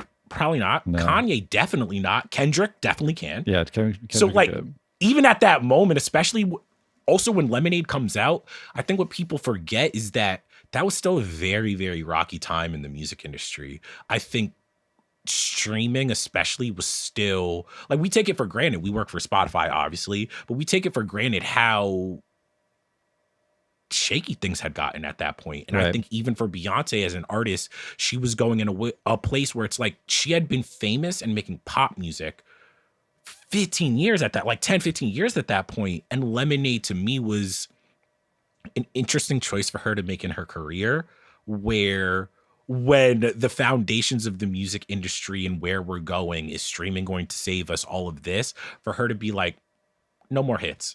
I'm actually doing my most personal thing to date. It was a powerful moment. Cause I think when we talk about freeing her, not just from, a bunch of things about Black love and that experience and everything, I also think this album freed her from the expectations of being Beyonce. Yeah, I think so. Yeah. And she follows the formula that every artist that I admire historically do, which is comes into the industry and to the public consciousness as one thing, usually a pop singer or a pop star, uses her influence to then present more creative and artistic visions and ideas to this massive audience that they've accumulated. I think of like artists like, if you go back to like the Beatles did a similar thing, coming in as essentially a boy band, but then really experimenting later in their career. And like, I really admire people with such a huge platform, using that platform to introduce people to really complex, emotional, like everything you'd want in art and kind of quote unquote high art, for lack of a better term, to expose the masses to that kind of thing, where she could have just rode her career like any other quote unquote pop star, but to really see her come into her own as an artist, especially as a Black woman, I think has been. If you would have told me back when I was listening to Destiny, I still listen to Destiny Child almost every day.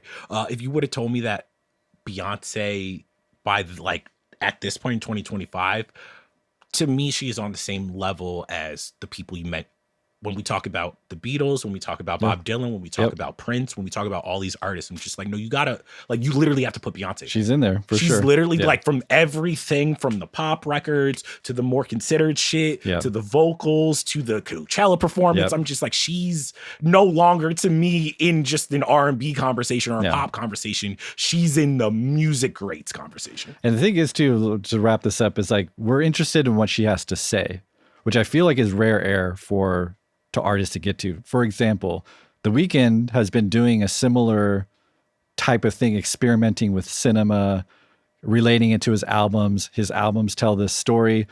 It's not as interesting or as impactful as Lemonade. And to your point about who can stop the world and force them to tune into an hour-long special on HBO, The Weeknd, as popular as he is, he's probably way more streamed than Beyonce is. I don't think he could do that. And it's not about just her popularity. It's she's gotten to the point as an artist, as a Kendrick is. It's not only that we want great music, it's like, what does that music, we expect her to say something with every record now. And she delivers. She's been delivering since Lemonade on not only conceptual, framing things conceptually like a Renaissance idea, but, you know, each of those albums are saying something, you know, and that, again, Lemonade is the genesis of her as that type of artist. And I mean, the last thing I'll say before we go head to head is, you know, I've had a very winding career with Beyonce's music critically in terms of what my favorite moments are. But what I'll say is like, yo, heavy is the head that wears the crown. And I think what makes Beyonce so special as an artist is most Black women aren't even allowed to get to this point. It's not that Black women don't have the talent. It's just like when you think about the course of popular music and all of the bullshit that women in this field have to go through, there's a reason why Beyonce feels a responsibility to be like, no, I'm going to teach you about Black people's place in electronic music and country music and rock music. That's why I'm going to pull this clip from a Chain Gang or this clip from history and contextualize it, because when you're a Beyonce and there's only one of you standing around, if she doesn't do it, who else will? Right. Which is why, like, not to get into the controversy around her, and like some people have problems with her doing that kind of thing. It's like, but to your point, it's like, if not her, who? If it's not perfect for you and your specific vision, I get that. But like, at least she's trying, and it feels genuine to me. It feels like it is coming from her experience and her own research and everything. So and here's the thing, I'm as critical as anyone. Beyonce's done certain things where I'm like, I don't know about that.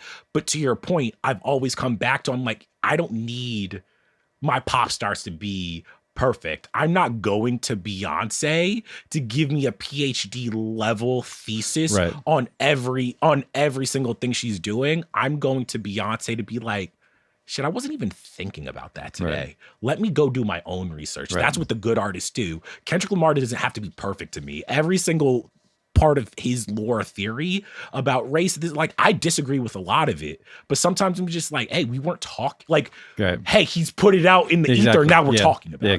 Exactly. So are we ready to debate?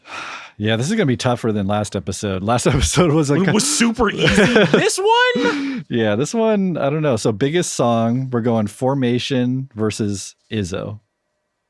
It's definitely IZZO. I wish I could pick. Maybe people are going to be mad at me for not picking up, but I think it is IZZO. It's Formation to me has almost kind of been lost in the sauce. Like, I think a lot of this album has been lost in the sauce of the Renaissance era. Right. If I'm going to be real. I think there are other Beyonce songs that could easily triumph over IZZO, but I don't think Formation's the one. So IZZO on the board, easy. I think so. Best song, though. This is going to be tough. Heart of the City. Heart of the City. Damn. I'm going to give you the floor. Why do you think it should be Freedom? because everything I laid out, like they're both spectacular songs for different reasons. Although Heart of the City, like we talked about, does have depth. It's not like he's saying nothing. But how do you beat, in my mind, how do you beat, let's bring in the Kendrick feature also with this, which is spectacular and the perfect use of a feature. That the beat, the symbolism of the beat within the narrative, it's just like way more complex. It on a surface level, I think it's just as good as Heart of the City, just as a song. But to me, the depth of Freedom is what I'm going to say is what puts it over Heart of the City. Are you going to make a case against me? Are you pushing back? I would make the case. Heart of the City is a top 5 J record. Freedom to me isn't even a top 10 Beyonce record. And like, I think if you ask most Beyonce fans, what songs of hers are just like when you go down the list, I think Freedom is one of her most important songs. I think it is one of her most layered songs. Everything that you say, I don't disagree with. And I could even see if you're talking about the things to unpack. It's like comparing like a great magazine to a great book. And that's not me dissing Heart of the City. They're trying to do two different comparison, things. Yeah. But if I'm thinking of what's more important to popular music, what's not just the more popular song, but in terms of just like, what do I want to eat every day? What like moves my soul? Heart of the City it is incredible. Like Jay-Z is, when all is said and done, Jay-Z is going to be the greatest rapper of all time. And you cannot tell that story without Heart of the City. I think that you can tell the story of Beyonce you can't tell it without Lemonade, but you could tell it without Freedom. But this is a 21st century debate. We're not debating Jay-Z's best song. We're not debating Beyonce's best song. If an alien dropped to Earth and we had to give him a song, like, to me, you can give the alien Freedom and it would say so much, not just about Beyonce as an artist, not just about Lemonade as an album, but it could tell you things about not only this moment in culture, but also the history of this country is embedded in this song. Like, it literally is. I played you the samples. It is embedded in the song. Here's the thing. All of that is true. But if you look at Heart of the City, to me, it has all of those same things that you're talking about in terms of like 21st, like it's true. The sample in terms of just like the history of Black music, the history of where Kanye sits in that, where Jay sits in that, Jay-Z's verses in terms of just like him using his position in rap to point to the trajectory of other Black celebrities and the way that like to be a Black celebrity in America, at some point you are either going to be torn down. There's only going to be so much time that you have on the clock. I don't know if you could tell the story of Jay-Z hip hop, New York hip hop, without Heart of the City. A connection I'm just making now though is exactly what you're laying out that is embedded in Heart of the City. Like, the elevator moment was that for him. Like, he could have wrote a verse, like he could have started off a verse flipping that with the elevator. Like, I won't be like, it's just, we might need to call the referee. We're going to have to call in the referee. I just love Heart of the City so much. I'll put it to you this way. Justin's the biggest Jay-Z fan on earth. I'm not the biggest. No, Jay-Z is not. No, I'm not the biggest Jay-Z fan on earth. Okay, I want to set the record straight on that. I just said Prodigy was one of my favorite okay, whatever. I don't think it's right for me to place a vote in this, though, because I think based on the amount of times you guys called me in for Jay-Z versus Beyonce, it's just very clear where my allegiances lie. However, I will say that Charles's argument about what this song means in each artist's careers respectively holds a lot of weight. This song means a lot more for Jay-Z than Freedom does for Beyonce. Okay, this is an interesting exercise because this is showing us the difference between Lemonade is clearly more than the sum of its parts. So in an exercise like this, when we're singling out a piece of the album that is an entire world, we're plucking one element out of that world, and it's going against an album that is not is just not conceptual, really, that each song is constructed to be a standalone thing, where Lemonade is conceived as this larger vision. So it is. I am realizing that it is failing in the individual category section, but I think it's actually going to make an interesting debate when we get to the end of the voting. I will say, here's the thing: Lemonade is a better album. It's not. I don't think it's not the album that I like more. But to your point, we are comparing the artistic statement of someone being like, I'm creating a whole world, to someone being like, what Jay-Z was going after is not pettier, but like Jay-Z wanted to be the king of New York. Yeah. You know what I'm saying? And all that historically, it's not as like on the surface, but to your point, like you pointed out on Heart of the City, like all that stuff is inherent in him being a rapper, him being black, him being a drug dealer and ascending. Like all these things are saying things about the country. Yeah. Tangentially, and it's not like he doesn't have to. He does say those things directly, but like it's not as obvious as it's the Lemonade. Not as obvious, or it's not as curated. Yeah, exactly. And this is the hard part of the exercise, is like these albums were made so far apart that it's like Beyonce's making this album with so much more history behind her in terms of like where black music was then as a culture, where when Jay-Z's making Heart of the City, hip hop is still ascending. You know what I mean? Like Kanye's not Kanye yet. Right. There's no Drake. Lil Wayne isn't mixtape Wayne. There's no Future, whatever. Or even I would add Kendrick to that, who I think Lemonade is clearly inspired by Kendrick Lamar and his vision of. And it's like, that is also what makes it different, where I'm like, yeah, technically Lemonade is the better album, because I'm just like, what we want from black art now, the ambition level different than, is, and that's not me, guys. That's not me saying black art hasn't been ambitious before. I'm more so saying like, we weren't expecting artists to, there was a Purple Rain. You know what I'm saying? How many artists have a Purple Rain? Not that many. Right. And like now it's accepted with like a Kendrick or a Kanye or Beyonce. It's like, no, like you need the movie, you need the album, you need the tour. Which way are we leading? I don't know. I mean, I think you make great points, and let's come back to this. Let's go worst song. Okay. I think worst song is super easy. It has to be Girls. Okay, yes. Okay, great. Point on the board for Beyonce. That's easy, no discussion. Best deep cut, I had Sandcastles versus what was your, oh fuck. You want to play them both side by side? Let's play them both side by side. It's such a, I mean, this is fucking ridiculous because what are we doing?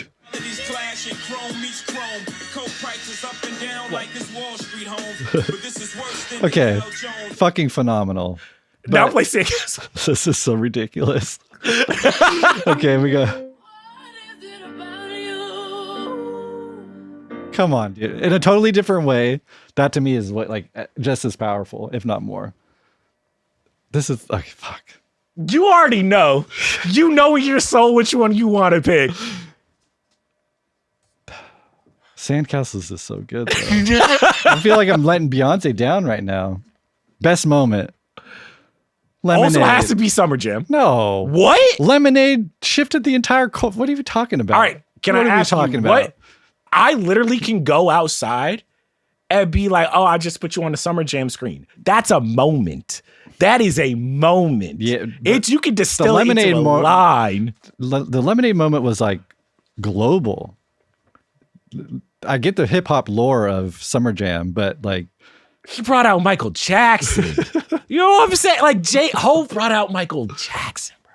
I mean, to be fair to that moment, like that moment would be way bigger in the era of social media. Oh my God. Can you imagine? But if I can give you one, to your point, to me, the Lemonade, Summer Jam is bigger, but globally, in terms of just like that moment for Beyonce, all of the lists she made in terms of like the number one album of the 21st century, I can't see on a global scale how the Lemonade was bigger, but the hip hop head in me, like I was a kid in 2001 when this shit happened in Jersey, and this like I barely knew Jay-Z from like, it was just like, he was the guy that was on fucking BET. And that shit still got back to me. We were still talking about that. No social media, no whatever. Yeah, that's true. But all right, I'll give you Lemonade. Give me Lemonade drop. Come on. It's got to be that. Okay, so we got biggest song we're giving to Jay. Yeah. Worst song we're giving to Beyonce wins because she's not the worst song. Best deep cut, Jay. Best moment, Bay. So we're tied. We have to debate. Someone's got to make the call on best song. Can I ask if the Kanye element, because is Kanye without the Blueprint? Does he get there? That would also, I think, be... But we already honored that with IZZO. But what I will say is that if you're talking about music in the 21st century, to Justin's point, if you take the Jenga piece of like Kanye's influence of Heart of the City, of IZZO, of this, if you take that Jenga piece out of the 21st century conversation, it collapses. It falls apart. If you take Freedom out of the 21st century, not that much changes. And I know that sounds bad, but like influential wise, like it goes, but I get your point. So here's a more interesting question. Let's say in theory, I give it to you. Yes. Are you comfortable with the Blueprint going to the finale over Lemonade? Is that something you're going to stand on? You know why I will stand on that? Because I would make the argument that Lemonade's not even the best album that Beyonce released.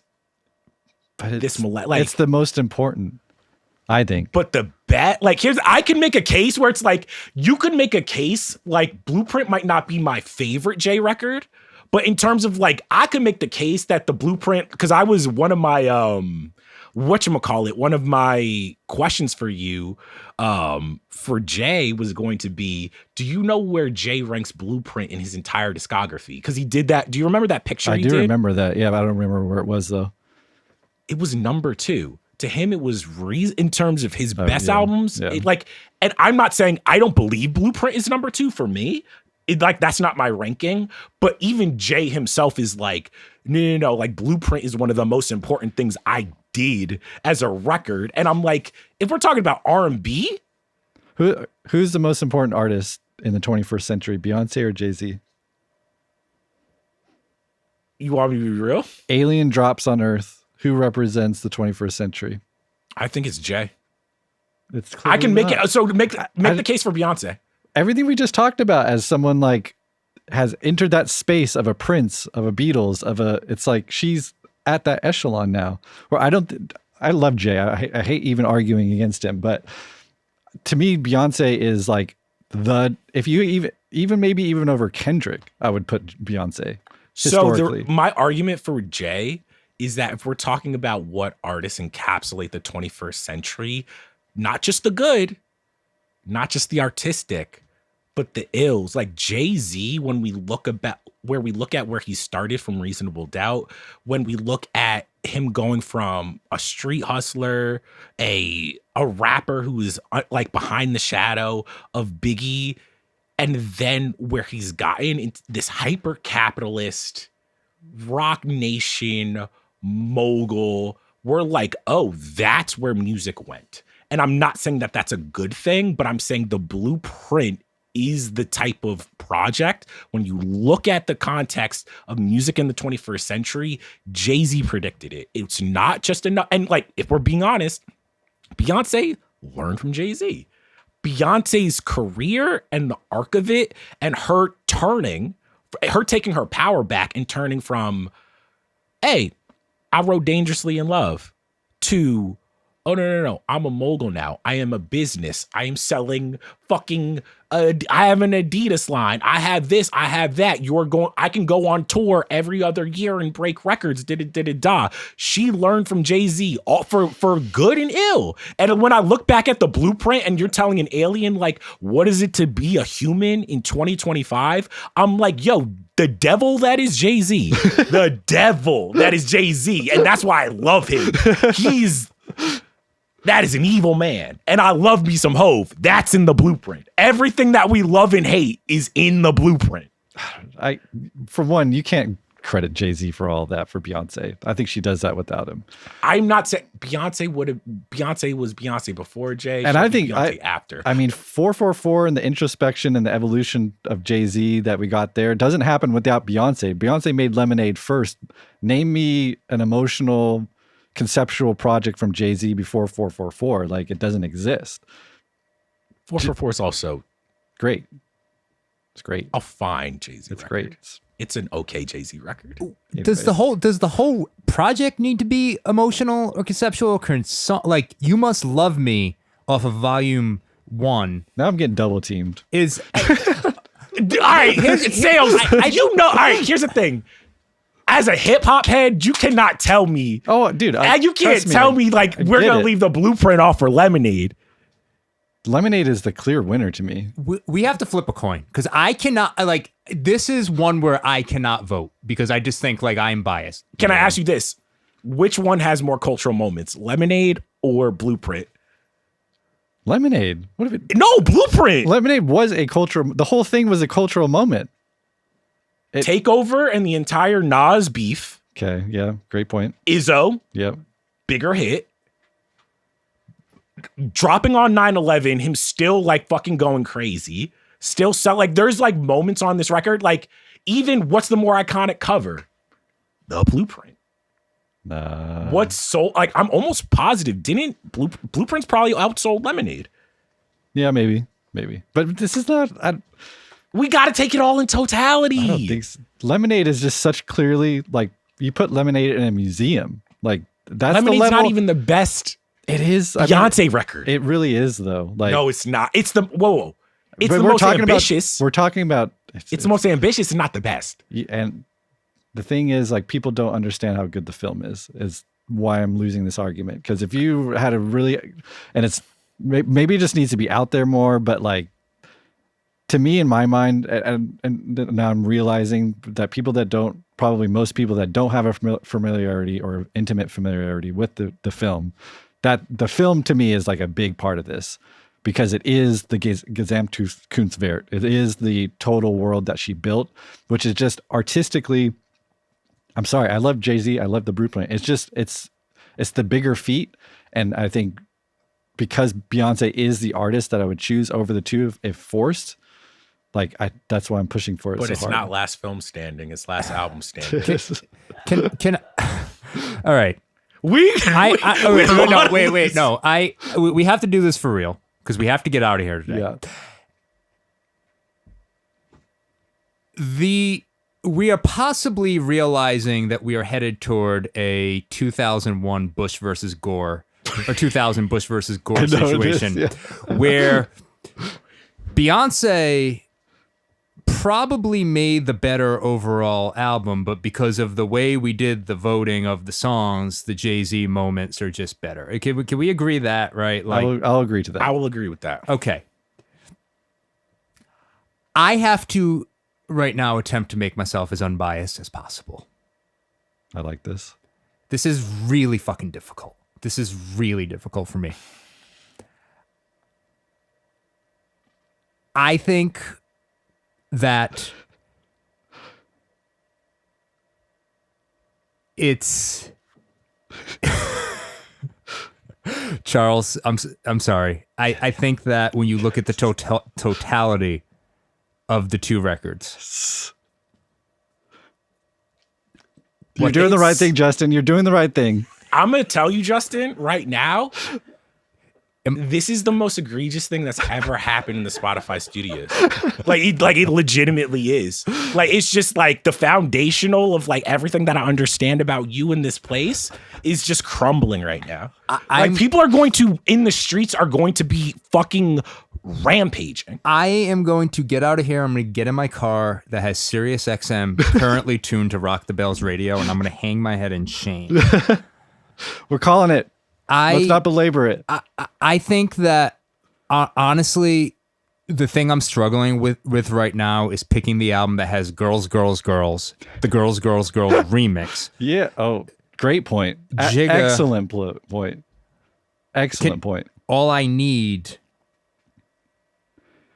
You're also not picking the record that has one of the greatest diss tracks of all time. But we struggled to find a bad song on Lemonade. Maybe the highs aren't as high, but there's no lows. There's no Girls, Girls, Girls.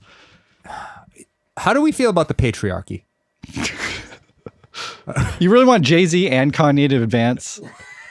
You're going to pick Beyonce? You're going to pick... Really? All I'll say is this exactly what the woke mind virus is doing? Oh, he goes all right. He goes all right on us. This is insane. Get your red hat. Where's your red hat? Bring it in. Fuck this. All right. I want everybody in the comments Yeah. to voice their displeasure at this moment. Real hip hop died today in the Ringer Studios, courtesy of one Cole Cuchna and one Justin Sales. We did the right thing, Charles. You'll thank me later, to quote Drake. Should we tease next episode? Fine. You're so pissed. I'm so mad right now. I'm 2-0, by the way. All right. First of all, you had My Beautiful Dark Twisted Fantasy and I had Drake. That was your choice. We had to get a Drake album there. Okay. But wow, a Jay-Z album not making the end. All right, it's cool. It's fine. So next episode, two children of it's one legend and one annoying little goblin. okay.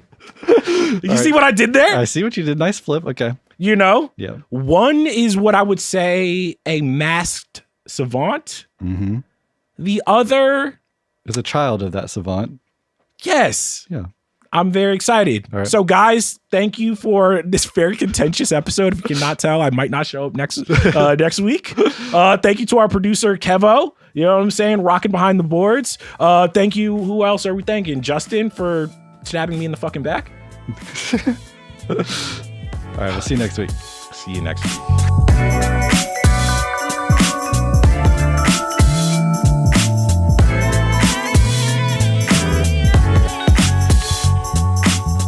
All right, time for cultural exchange. This time we're doing things a little bit differently.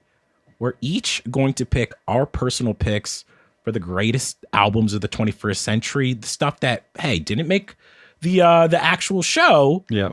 But the twist here is that I'm giving you the records I like to try to get you to get one in the final Royal Rumble. Yeah. We're doing the same. I received Lord's Melodrama.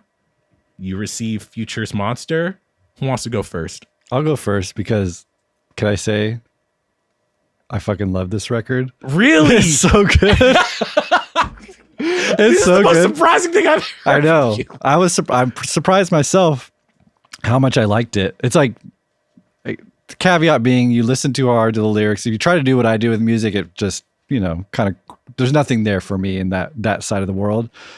But in terms of just energy, in terms of innovation, I guess I took for granted Future's sound and what he's contributed to like the evolution of hip hop, but like going back to it, making comparisons with his earlier work, trying to find an influence that was like, who was he influenced to create this sound, and not really finding anything at all in terms of like what he's doing is really, really new. That's what really struck out to me this time around, was like, and really like, I've never really sat down and listened to an entire Future project like I did for this.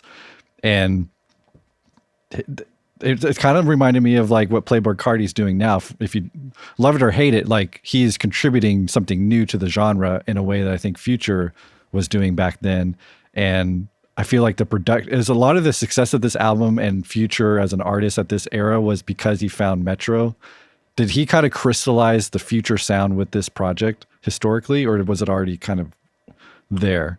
No, I think this was when Future drops Monster, the thing that you were describing, which is like Future came on the scene with, I first remember listening to him on Racks. Do you remember that song? Racks on Racks on Racks? Yeah. Got like, to your point, when Monster comes out, there was a Future sound. The Dirty Sprite mixtapes to everything, but it had not really coalesced into anything that you could really point towards, because his first debut project was very poppy. It had songs like Turn on the Lights, shit like that. Honest, very, very poppy. Monster was when he's going back to the Dungeon Family, Meathead, I'm a fucking monster, the Sierra of it all. And I think what you're locating is, to me, what electric guitar was to rock music is what auto-tune became to hip-hop, which is like to understand Future is to understand someone who's taking vocal production and showing you with the way that he's bending his voice, the things that he's rapping about. Like Codeine Crazy is a perfect example. You listen to Codeine Crazy, you're like, oh, this is one of the most important records of the 21st century. You could see how it influences all of Atlanta. You could see how it influences someone like Billie Eilish. It's just like that type of alienation, drug-addled, just vibe. The best instrument that Future has is his voice. Even when the lyrics sometimes are very staccato, like just almost like a tone poem, the way he's singing them and the hurt, like Throwaway is a perfect example of, you think Throwaway is just this normal song. The beat switches. He sings in this like almost falsetto of like, of this girl, fuck that other nigga, get it over with. He's just, it's just some of the most incredible music I've ever experienced. So that's why I gave it to you. Yeah. I mean, and that's like I think that's kind of a flaw of what I try to do with music too much sometimes, is like intellectualize it and not giving credit to like, I don't do a good enough job of giving credit like to the futures of the world who do make these important contributions to the genre. These are the kinds of artists that make the genre alive. They're the ones, I mean, you need evolution, you need experimentation within the genre, or else it just becomes an archaic, dead thing like rock music became. And so you have to honor artists like Future, the Cardis of the world, because they are contributing something totally new. At least to me, can you find a reference point to like, who does Future sound like before him? Like, I can't really think of someone. Future's coming up through the Dungeon family, so I think like there is, to me, you see the Andre influence, you see the Big Boy influence, you see the Big Rube influence. Like you can see, you can see the influence of like trap rappers who had come before him, like T.I., like Gucci, but but Future's sound is so distinct though. But you have to. I get how it all is in there, but like all right, so like take Jeezy, you know what I'm saying? Like take Trap or Die, take the gruffness of his voice, the Gucci Mane, the thing that made Gucci Mane special wasn't always that he was rapping the most intricate shit. Part of Gucci is a feeling. Part of Jeezy is a feeling. The ad libs, the claustrophobia of the trap, of a literal like when you are going into the trap, it is a thing where it's like, oh no, there's no way to get out. This is a cul-de-sac. Like all of that, what makes Future so good, the reason Pusha T, the reason Kendrick want to work with him is because it took T.I., Jeezy, Gucci. They're still, even though everything I said about their ad libs and their penchant for all of that shit, what Future does is he cuts away the fat. I don't actually need that many bars to describe to you what it's like to sell drugs in Atlanta. I don't need to give you that. Like everything that you're getting from me is coming from the tone of my voice, the melody, the thing that I'm building. It's not necessarily his melodic intuition is so good. It's like we talked about like Drake's melodic intuition and the way he's able to fluidly kind of toe the line between singing and rapping. I feel like Future does it even better. Is it time for melodrama, Lord? Yeah, I'm afraid that you're not going to be as glowing as I am not as glowing, but remind me the year. 2017, I want to say. This record reminds me of 2017 to such an extent. And what I mean by that is I believe Lorde was either living in New York, or I remember when she dropped this, there were a lot of press photos of the places that she was staying and all of this. And because I was working in music journalism at the time, and because I know how important this was to a lot of the people that I worked with, I always had a difficult relationship to it because this record reminds me of an era so much. And that's actually like, that's a supreme, like, compliment where I was like, oh, this is called melodrama because she's being so like, it is that dumb thing when we walked, we're like, it's called Lemonade because she's making lemons out of lemonade. I was like, it took me a while to get into the record because I'm like, Lorde and I are a similar age. Yeah. This is how it felt coming of age at that time in social media, falling out of love, being in shitty relationships, and I did not understand why this record meant so much to the women in my life at the time. And now going back to it, I had a deeper appreciation of it, because I think what Lorde is able to do, what Charlie XCX is able to do, what Taylor is able to do is encapsulate this difficult time, not just for women pop stars, for just women in general, in terms of like the demands of social media, the demands of like this complex of like have to be perfect all the time. Right. And yeah, it was a difficult listen in the greatest way possible. I actually, even if this music isn't for me, I got why you liked it. Like I understood. I was like, oh, she's such a great lyricist. Yeah, she's everything that like the same stuff that we championed for Beyonce. I was like, oh, this is a really well put together record. Yeah, it's also the sound of it. This is her and Jack Antonoff. This is post 1989 Taylor Swift and Jack Antonoff, when I think he was still making really interesting music. Which I don't know, can't say exactly the same now. Do we have the same Jack Antonoff opinions? Which is one of the most, like, I can tell why artists love working with him. Super, super talented. Technically, I cannot take anything away from him. Yeah. I think he has been a blight on pop music, where I think people go to Jack Antonoff because I just do think he's probably one of the best collaborators you can have in terms of being like, this is my idea. This is what I want to achieve. Help me achieve it. And I think Jack Antonoff is very, very good as a musician, being able to lock into it. But sometimes I feel like his music leaves me a little cold. It leaves me a little wanting. I don't necessarily feel. I think he had a prime, and I think he became the go-to guy, and I think he became spread too thin. It seems like the product has been stepped on. Yeah. But this is this is him in his prime for sure, I think. Exactly. And it's just, going back to this record, I was just like, oh fuck, this was of a piece. Lorde, I think the thing that Lorde was so good, like if I think of like the women pop stars, if we take Beyonce out of it, who are the most important to maybe the last 10 years of music, this is in no direct order. It would be Lorde, Charlie XCX, Lana, SZA, and people will be mad at me if I don't put Taylor in there. But like all of those artists to me do the thing where I'm just like, I was listening to some of the lyrics and I was just like, oh fuck. All of them worked with Jack Antonoff. I think I don't know if SZA has, but yeah. Except wait, SZA has too as well. Oh, she has? Okay. Yeah, this is like surprise me. The way I'm not describing it that well, but the best way to describe it is I'm like, oh, this is for white girls. Am I wrong?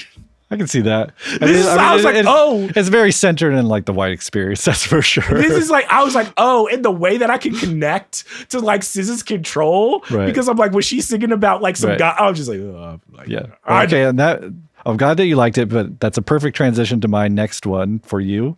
When's the last time that you listened to, speaking of Beyonce and Solange's "A Seat at the Table"? Have you returned to this record? I never fucked with this record. I know you didn't. That's why I'm giving it to you to return to. Like, so when's the last time you listened to it? When it came out in like 2015 or 16? I was like a couple sorry guys, I had to cut in on this. This is real insult to injury after the whole Jay-Z Beyonce thing to give him Solange. A Seat at the Table is great. Whoa! A Seat at the Table is a great record. It's a great record. I understand why people love Solange, but once again, also, in the same way that Lorde was when I was a music journalist in New York, there was a certain type of Solange fan back then where I was like, all right, bro, take off the fucking brunch hats. I've had enough. I've had enough. You want to go see Blood? No, nigga, I don't want to see Blood Orange. Get out of my face. All right. Well, I hope you enjoy it a little bit more. This. Look at me, so mad at me. What are you giving me? In honor, I'm almost positive this was the record that I gave you. In honor of this episode, I'm giving you the male version of Lemonade. Okay. Usher's Confessions. I believe this is like, did Usher's Confessions inspire the cultural exchange? Because you've definitely given it to me. I've given it to you once season before. 1, but now I have to listen to it as like potentially to make the finale of one of the greatest. This is literally, I'm telling you, I fought for Usher's Confessions to be one of the records in the actual episode. Usher's Confessions is a top 10 album of all time. Y'all are bugging. You're crazy. Y'all are bugging. Who else is saying that, Charles? Everyone. Who? The same people who love Hove. The same people. I'm done. Guys, we're out of Is this true, though? Hold on 1 second. He's not entirely wrong. Oh, God. He's not entirely wrong. Okay. Thank you. right. Thank you. We'll save it. We'll save it for next week. All right, I'll listen again in good earnest. I'm looking forward to it. Thank y'all. All right. Peace.